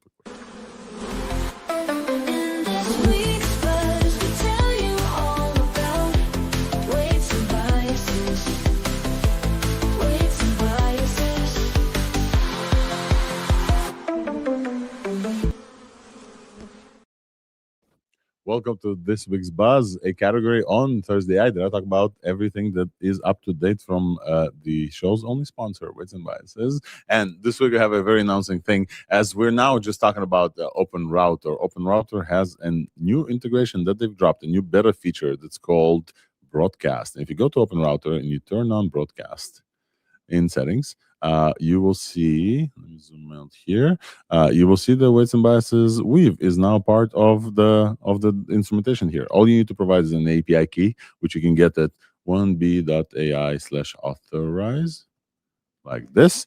If you go here, you get your API key, you paste it in here, you paste your team as well and your project, and then you can also filter out based on API keys that you own, which API keys will be used. So you can set a specific API key to be traced. What essentially this allows you to do is to trace everything that goes through OpenRouter directly into Weave. Weave is a tracing and evaluation tool from Weights and Biases for LLM developers such as yourself. So if you're putting any type of model on production, like a folks said here, OpenRouter is an incredible way for you to test out new models as well. You want to be able to evaluate them as well. So without any code, you can just trace everything. This is not perfect, obviously. For some agentic use cases, there's multiple API calls in succession, so you would like to group them. But if you want to try out Weave right now without even thinking about the code implementation, which is very easy. It takes 3 lines of code. We auto patch everything. But if you want to try out Weave right now without even code, you can go right now to OpenRouter. Give me a second, please.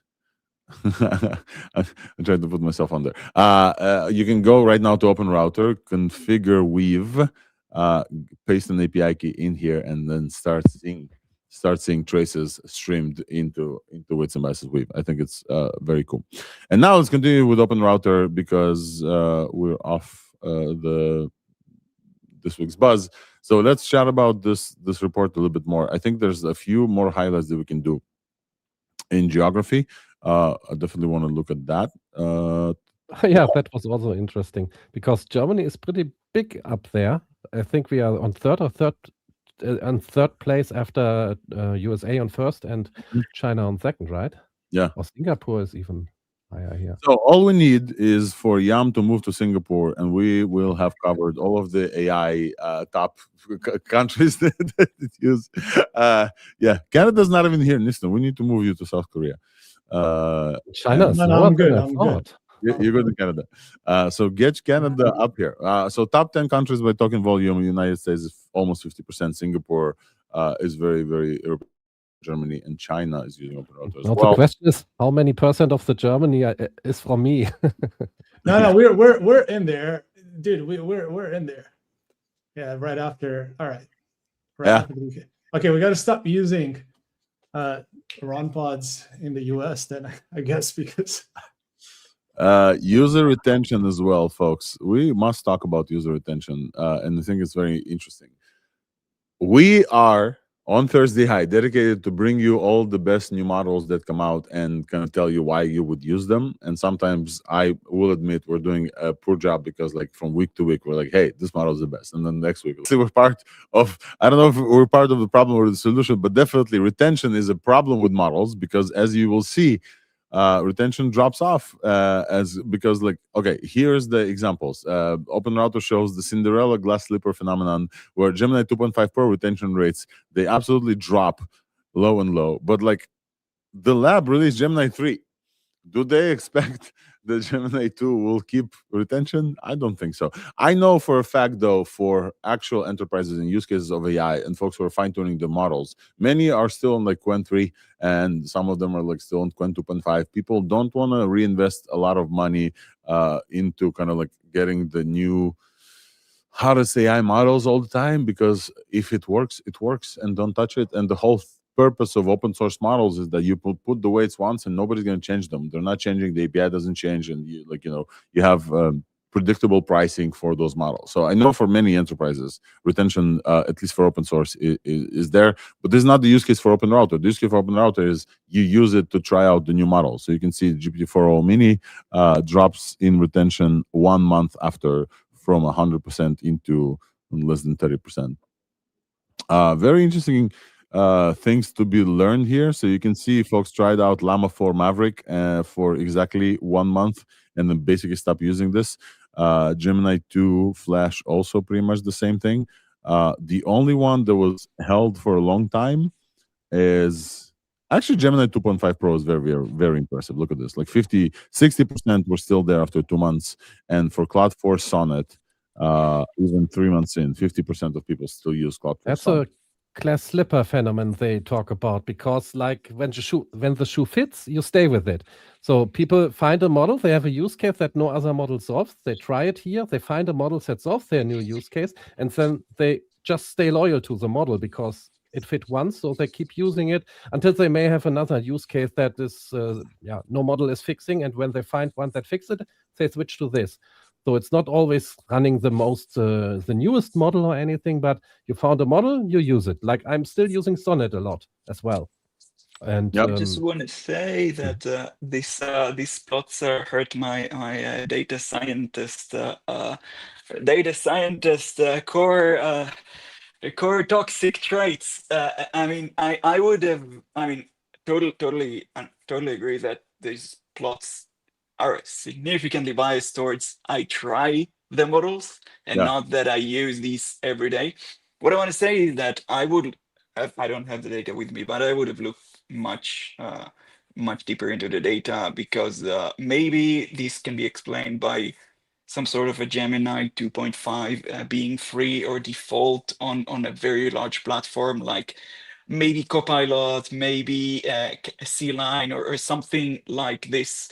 And this is how you explain this. I just want to say that I would not infer from this something about the models themselves, whether or not they are good or they are not good, just based on these graphs.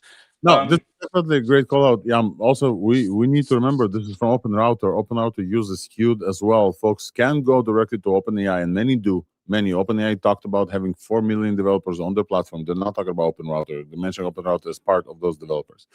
Many folks go directly to Gemini as well. This is like a use case of OpenRouter. Their use cases are skewed. Many people are using OpenRouter to do this exact thing we talked about, to test between models. And when you test between models, you obviously don't get stuck with it. OpenRouter also has a list of the actual apps that use OpenRouter a lot. Let me try and go and see. So you'll see, like, it's most. This one is really interesting, really interesting. I saw it as well. Yeah. Because this is much less skewed. Because if you use it within an app, you're not just testing out a model too much. You're probably just using the app. Alex, do you show it? Yeah, I'm gonna try to pull it out. Hold on. It's one of the 3 ways I use to find goods. You can test them yourself. You can check the evaluations that have been done or the leaderboards, but you can also just check what other people are using, which app they are using, which models they are using with which apps. So there's a lot of interesting data in there. Yeah. So we're again taking a look at this. The usage Grok Code Fast one. This is so interesting. So interesting, man. So interesting. Because it's free. Yeah, but I mean, okay, it's free, but it looks more than just being free. Respectfully, it just looks, I don't know, it looks insanely larger than even Sonnet. I mean, yeah. Let me go to the apps super quick. Where's the apps? Oh yeah, top apps. So you can see the top apps for OpenRouter is KiloCode and Klein, which do basically AI coding agents for VS Code. LightLM is like a router. Janitor AI is roleplay. RuCode is kind of like Klein, also coding. So you can see a lot of this. So basically, this is a very interesting one. Brazilian AI platform for law, Minutal AI. Minuta IA. IA is Spanish for AI. And Silly Tavern is like an LM front end. So you can see kind of the apps that are going into. This is great also discovery place for apps that use OpenRouter. And definitely there's a bunch of agentic use and tool call use that's grown. That's waifu engineering, by the way, with the Silly Tavern. Silly Tavern is a great client because you can configure everything. I love it. However yeah, you want look, it. you can do the waifu engineering in it, but yeah, I agree. It's customized. It's great for customization. Guys, yeah, we've got breaking news. Yep. Let's go. AI breaking news coming at you only on Thursday Eye.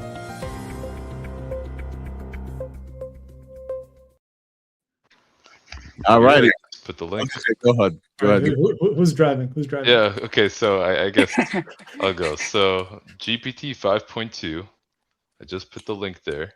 Advancing Science and Math with GPT 5.2. Unfortunately, I knew about it a few minutes ahead of time because The Verge, it seems like it leaked it like a few minutes before they dropped the blog. But here, if we just scroll down to the first benchmarks. So let's do an actual announcement, folks. Okay, sure. Just announced GPT 5.2, strongest model yet for math and science work, with the paper and the blog and the system card. Let's take a look at some of the evaluations. Go ahead, Luigi. Yeah, so GPQA here, this is unfortunately kind of already saturated, but these scores here is around what Gemini 3 is getting. And it's even the regular GPT 5.2 thinking is impressive jump here.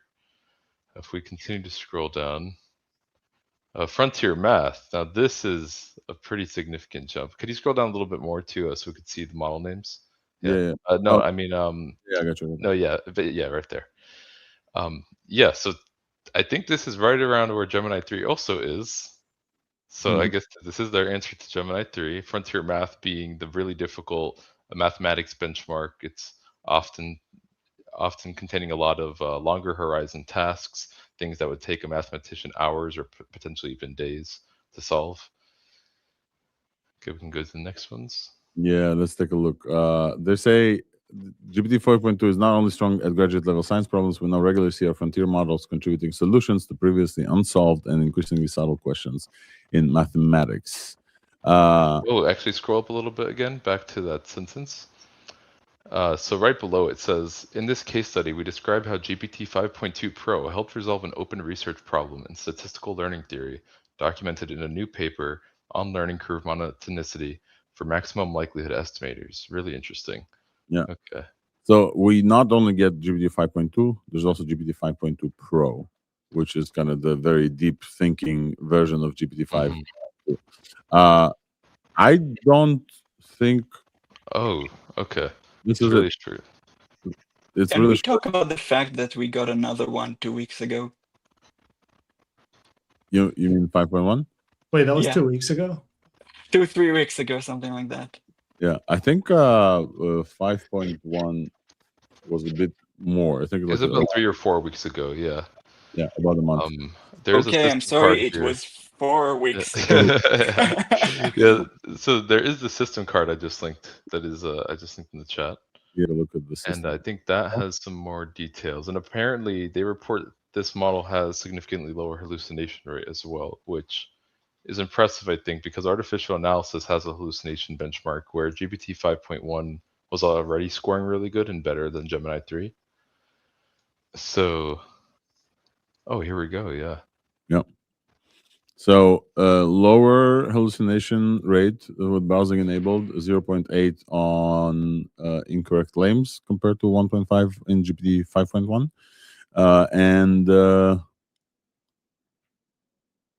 lower responses with 1+ major incorrect claims, 5.8% for this GPT 5.2 versus 8% in GPT 5.1.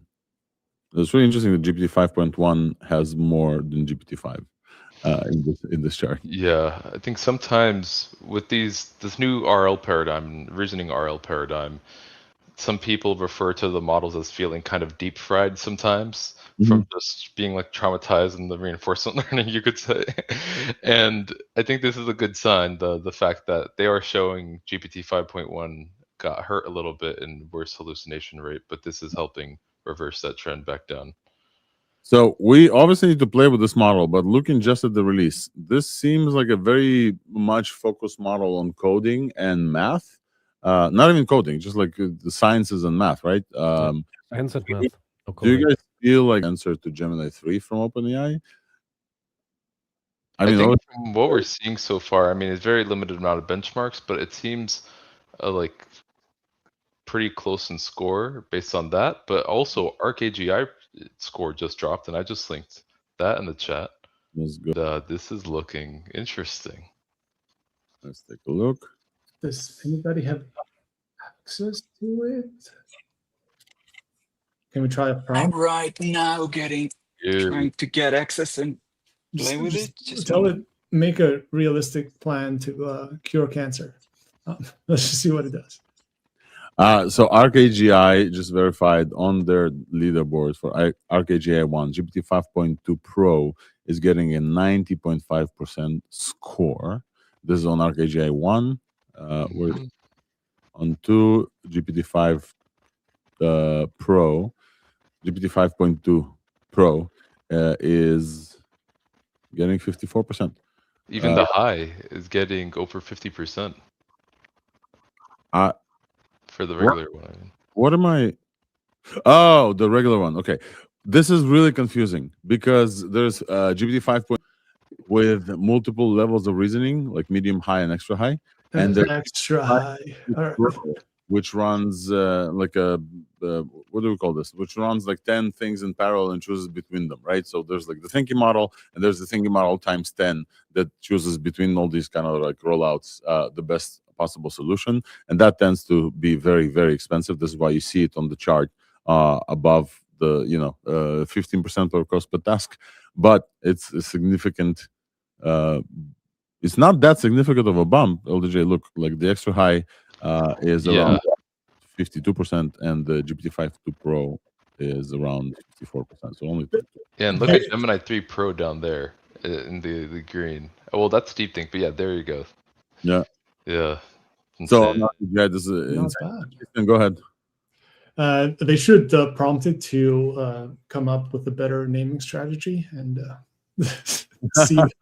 see what it does. But I think they are targeting the user complaints, because most people just use ChatGPT, and the main complaint that you hear online is still hallucinations. So I think this is what this was targeted towards. At least that's what it looks like to me. Yeah, I would like to try it. OpenAI is just posting that it's now rolling out to everyone. So supposedly we'll be able to try this right now.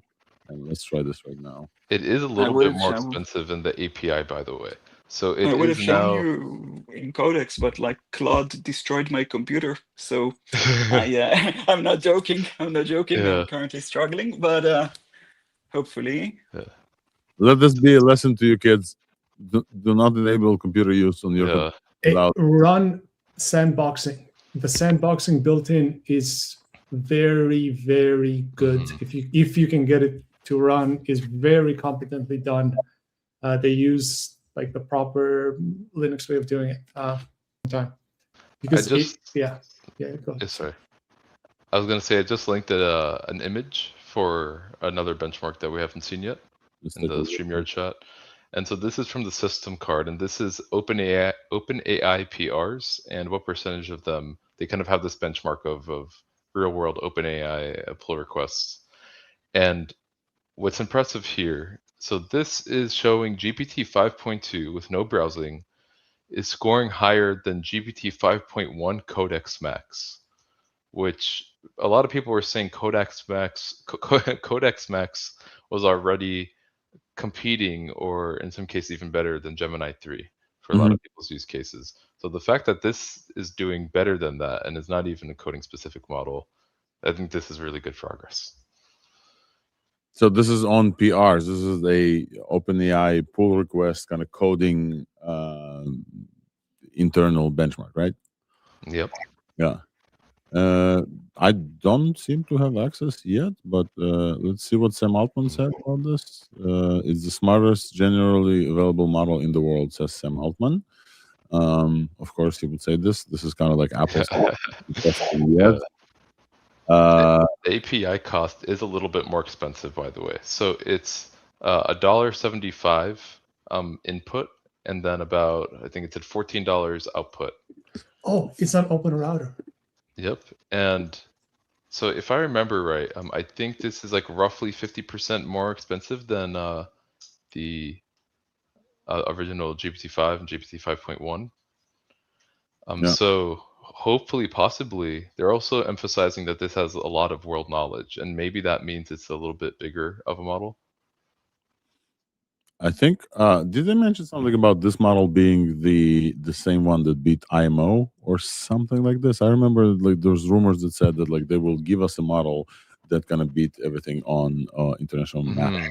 I think they did say eventually they would, like in the next few months. Yeah. I think maybe this is not it though, since it doesn't seem to be mentioned. Yeah. But the GDP eval that was actually just on your screen right now, that's really impressive score, because GPT-5 only got 38% in that, and that's supposed to be a set of tasks in a benchmark that would indicate some type of significantly economically valuable tasks that can contribute to GDP. Yeah. And that's a big jump right there. So 70% of GDP eval, GPT-5 got 38%. And Sam Altman suggests try to make slides, spreadsheets, code, and much, much more. Folks, I think we're just in time for, this breaking news is just in time for us to kind of cover the news. It's on Open Router. Nistan, if you want to pull up and like test it live on the show, I think it's going to be great for folks. Because GPT-5. I'm trying, but it says unavailable. I'm just going to try again. GPT 5.2. GPT 5.2 chat and Pro are both on Open Router via OpenAI. Let's say chat. And then let's take a look. Yeah, I'm getting not a valid model error. So it looks like there's some. Oh, it's running. It's running. I can drive. Alrighty. Yeah. Give us a share screen. entire screen. Yeah, why not? What could possibly go wrong? Okay, are we good? So here is 5.2. Just 5.2. I wasn't able to run the chat one. I'm just saying, come up with a realistic plan to cure cancer. Nice. Define what cure means. Biggest, fastest win. Tobacco and game vaccination. Tell you to prove P versus NP and cure cancer, and I don't know, like give it something impossible. Prove, yeah, whatever. I think this is maybe the instant version you're using, Niston, instead of the thinking version. Yeah, it is the instant one. Yeah. So let's just try. How do we? I feel like the original GPT-5 instant and even the 5.1 instant were not very good at all. And so if this is even giving pretty good answers in the instant version, I would say that's definitely an improvement there and the more ineffable capabilities.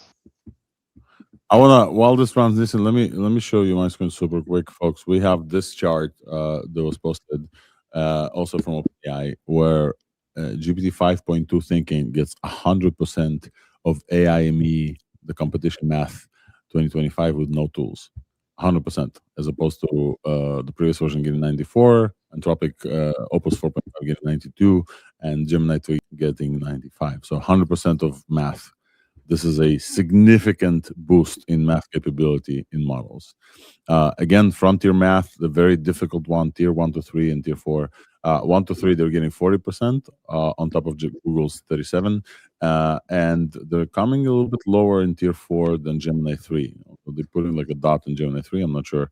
Oh, that is like the state of the art. But besides this one tier 4 frontier math thing, GPT 5.2 is state of the art on all these benchmarks. Sweetbench Pro, which is significantly higher version of Sweetbench Verified, I believe. GPK Diamond, which is Google proof question and answers that you cannot find on Google. You have to be a PhD specific in this level to get even 85% on this. 92% of those. Frontier Math, like we said, at 40%. ArcAGI, state of the art, both on 1 and 2.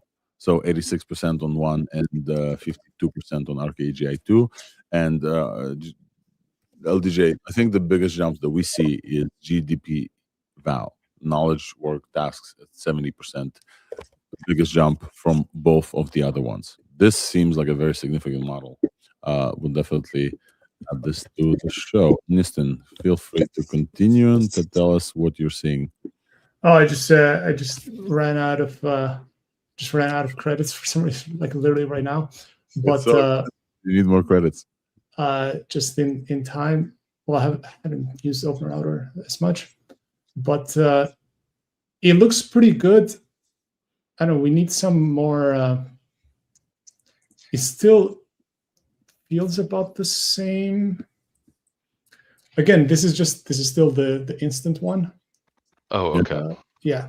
So if somebody else just wants to run it on Open Router, I can take a look. Let me see if I can. There is a new blog post that actually just dropped. Apparently, I guess they forgot to drop all the blog posts at first.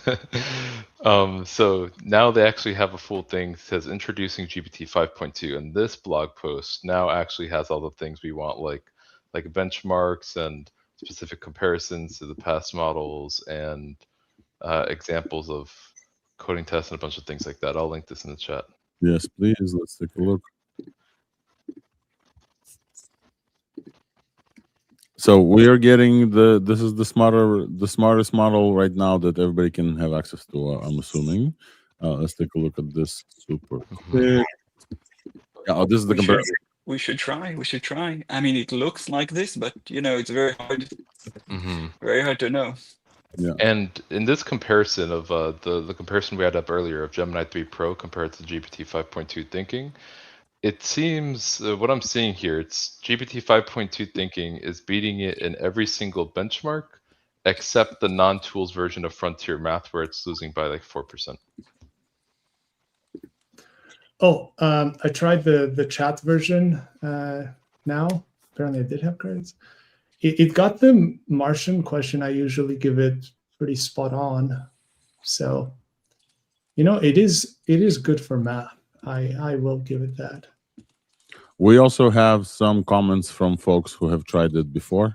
Let's take a look at some of the feedback. This is usually very helpful because these agent labs, they test out models all the time. So from Windsurf, we got GPT-5.2 represents the biggest leap for GPT models in agentic coding since GPT-5 and is state-of-the-art coding models in its price range. The version bump undersells the jump in intelligence. We're excited to make a default across Windsurf and several core Devon workloads. Jeff Wang, CEO at Windsurf. Warp is the terminal, says best in class agentic coding performance, scoring 61% to terminal bench 2. Yo, okay, so this is absolutely also state of the art. 61% of terminal bench 2. GB 5.2, Warp's agent is significantly better closing the loop, verifying its own changes. Klein has said, been really impressed with GPT 5.2. We often forget to change it back to more familiar models. It plans deeper, executes better, noticeably performs at a higher level. So supposedly if we go to Windsurf, and then there's an supposedly for GPT 5.2, and we're going to take a look. Also, folks, we need to remember we have passed the 2-hour mark, and I think it's soon we'll close down the space. But we're doing a celebrate model release here for GPT 5.2, and as a reminder, also, benchmarks do not tell you the full story. You have to run these models, you have to use them, and it's a very interesting thing.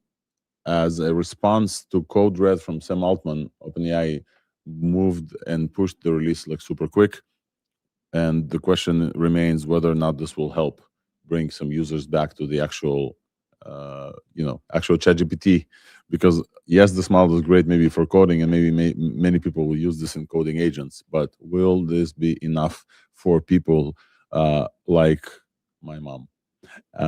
And I think this is most of where OpenAI still gets the hyper growth from, and they need that hyper growth to prove that this insane evaluations are very high. All right, I'm asking it to generate a giant nuclear reactor to just like power the whole planet. How big would that reactor vessel need to be? And yeah, again, I'm just trying with the chat. It is, I like it. I think it's pretty good. Folks, I think we're getting one hell of a model. Look at this. So for long context, there is the MRCR version 2 benchmarks with 4 needles. This measures long context performance at long context. So if you're looking at my screen, you can see that GPT 5.1, for example, has a drop-off after 8K tokens. You can see in 32K tokens, the drop-off is under 50% of performance, 44% of performance. GPT 5.2 is at an incredible 95% at still 32K context, at an incredible 85% at 128, and still falls under 70% at 256,000 tokens. I want this comparison in MRCR to other models. Like I want to compare this to Gemini. I don't see a Gemini comparison. But I just got it in Codex. It is released in Codex. Just announcing it. You can find it in Codex if you want. Can anybody try to find MRCR for me, please? For Gemini 3, because I really want to see. Because Gemini 3 is obviously 1 million tokens in the context window, but OpenAI is not comparing themselves to Gemini here, which is a shame because I do want to see the comparison here. And now you have it. Say in the chat model, it does tend to summarize some things up a little bit too much, and I don't like that when I ask for a deep, long engineering answer, like to design a new type of engine or new reactor or new solution and stuff. Like I want to see all the math and all this stuff, but it tends to just, at least the chat one that I tried, tends to kind of wrap up the answer, even though it does the math correctly. Yeah. So I'd say that's my initial criticism right now. Just vibe checking. Anyway, we'll see. The thing about MRCR is there's so which one was on the screen? Is it 8 needle? Yes. There's like a bunch of 8 needle. Okay. And what context was it? Because I know there's also a bunch of different scores for different context lengths on. OpenAI MRCR v2, 8 meters, non-con. What does the x-axis show if you scroll down a little bit? Next. Oh, okay. So this is what it looks like, a little bit below 50% at 128K. Okay, at Gemini 3 is apparently about 54%, if I'm looking at the right one here. 54. Oh, wow. So this model is at 85% at 128, which is very, very impressive. Oh wait, what is the faint blue line? This is GPT 5.1. This is GPT. Oh, okay. I was just looking at the faint one, and I didn't even look up there. It went over my head. Yeah. Okay. Yeah, that's really impressive. So You very guys want to play with it? You want to long play with it? performance. Yeah, sure. Let's do 5, Sure. 10 more minutes. I have it up on Cursor as well. I wanna see its visual capabilities. Let's see. Let's upload. Do you guys see my screen yet or not yet? No, we don't. All right, give me a sec.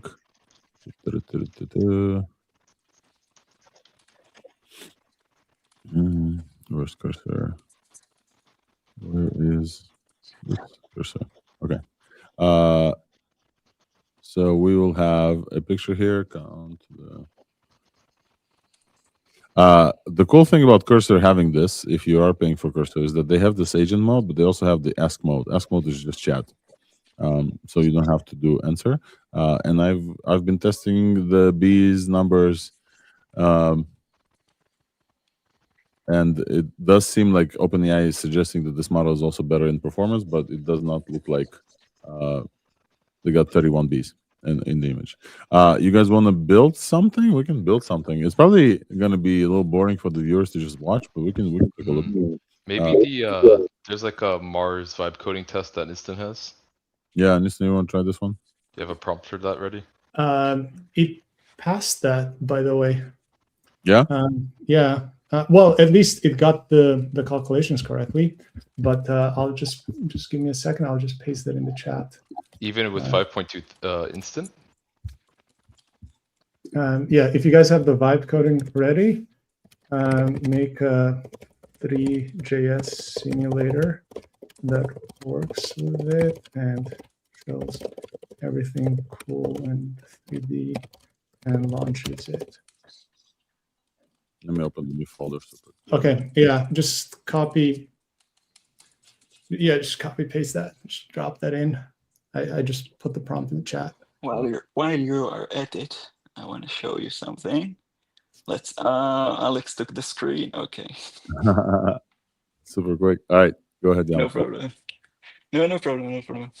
Go ahead. So we're gonna test out Nistan's. The thing that we've tested with almost all of them, I guess. Yeah. So calculate how the. Yeah, we're making a mass. So we're taking a Japanese train, basically the Shinkansen, and we're just putting it on Mars because Mount Olympus is the highest mountain in the solar system, and at the top there's barely any atmosphere at all. So it's a really good candidate for just yeeting things into space via train, and you can accelerate them for a long amount of time. So this has to calculate how long would the tracks need to be in order for the acceleration to be comfortable for humans, which would be 2 Gs, max maybe 3 Gs. And then it has to visualize that happening. So it has to visualize basically a Japanese Shinkansen train being yeeted into space. So it's a good test. It's not super fast, but it looks like it's added. No, it's pretty fast. I think. Style CSS. Yeah, it's pretty fast. Okay. And then can we say open this in browser? So Cursor has an embedded browser now as well. So supposedly the agent is supposed to know about this. And we'll see. Alex, when you're done, I'm gonna do the most vibe test of the vibe tests possible. Okay, share your screen so we can pull it up. Sure, no problem. Okay, so let's do a vibe test. We got the new model in GPT 5.2 extra high, and make a super fucking impressive website that is also beautiful as fuck. Nice. Codex Max. Vibe test. That's just vibe test. Let's see what's going to happen. Available on Codex, guys.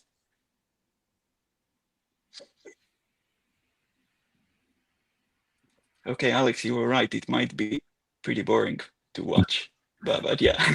Codex is Was still the- open source, right? when we do have visual stuff like Nistan stuff, then we can see Nistan. I can show you the results while Yam's website is running. Here, so this is the result, and I don't actually see any 3GS in here. Like I don't see any animations. And Gemini had that issue too, so you kind of just have to tell it. You have to tell it. I don't see the train and Mars. And, the cool thing about this is that Cursor's new visual editor mode, you can select some stuff and you can say, hey, this guy or all of it. And make sure there are orbit controls. Just put that into.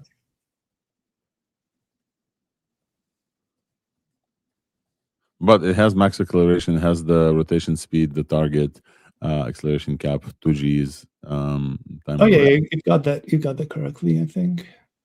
Oh, interesting. The chat one. And this has a bit more of an aggressive one, but. So, folks who are just tuning in, because you are joining our GPT 2.5 release party, and debugging is getting increasingly harder to like get to know these models at depth and try to figure out what they're good at. But from what we've seen so far, the very, very impressive things are long context on this model. This model seems to be outperforming Gemini 3 and Opus 4.5 on pretty much every benchmark that OpenAI has posted, including ArcAGI 1 and 2, including long context, including hallucination bench as well. A very, very impressive ability to generate UIs. It looks like from the examples. And what else do we have there? Not as good in ASCII art than Gemini or Opus. I have to put that out there. So. This is specifically a thing of larger models. I'm just saying that larger models, even undertrained larger models, are uniquely better with ASCII art. I'm just saying, not claiming anything. It is also more expensive, which would maybe lend credence to the fact that it's, larger. Yeah.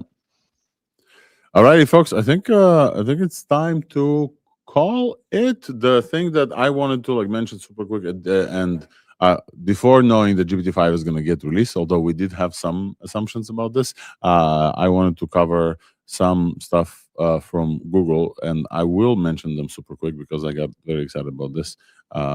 Even though GPT-5 is a bit more exciting. So Google just has one thing, because we talked about GPT 5.2 and Gemini 3 Pro has been compared to it, but this is just a preview version. So we still expect the general availability version to come soon. And then we will see if it has overtaken it once more. Yeah. So thank you, Wolfram, for this correction. We still don't have the we still have the preview versions for this.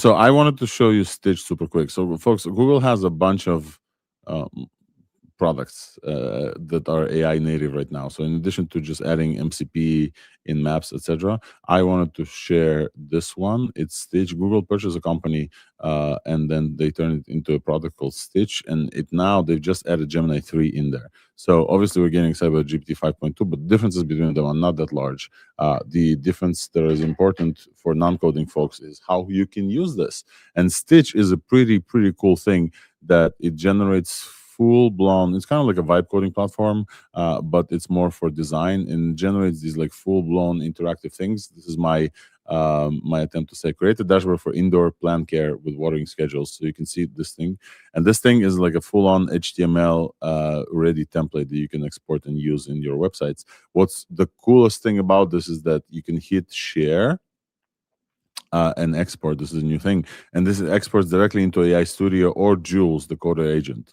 So you can like directly export it into a repository and start working on this. So you can iterate on your designs fairly quick. And now that it uses Gemini 3 Pro, I think you also use Nano Banana in there as well. I want to show you a project of mine that I have, this graveyard theme project, which I keep testing. This is my test. Nissan has this March test. I have this generate a website for as a graveyard for older models, where great models get to rest. So you can see that Gemini 3 within this Stitch by Google generated this beautiful website, and then even the submission page and even the management of this thing.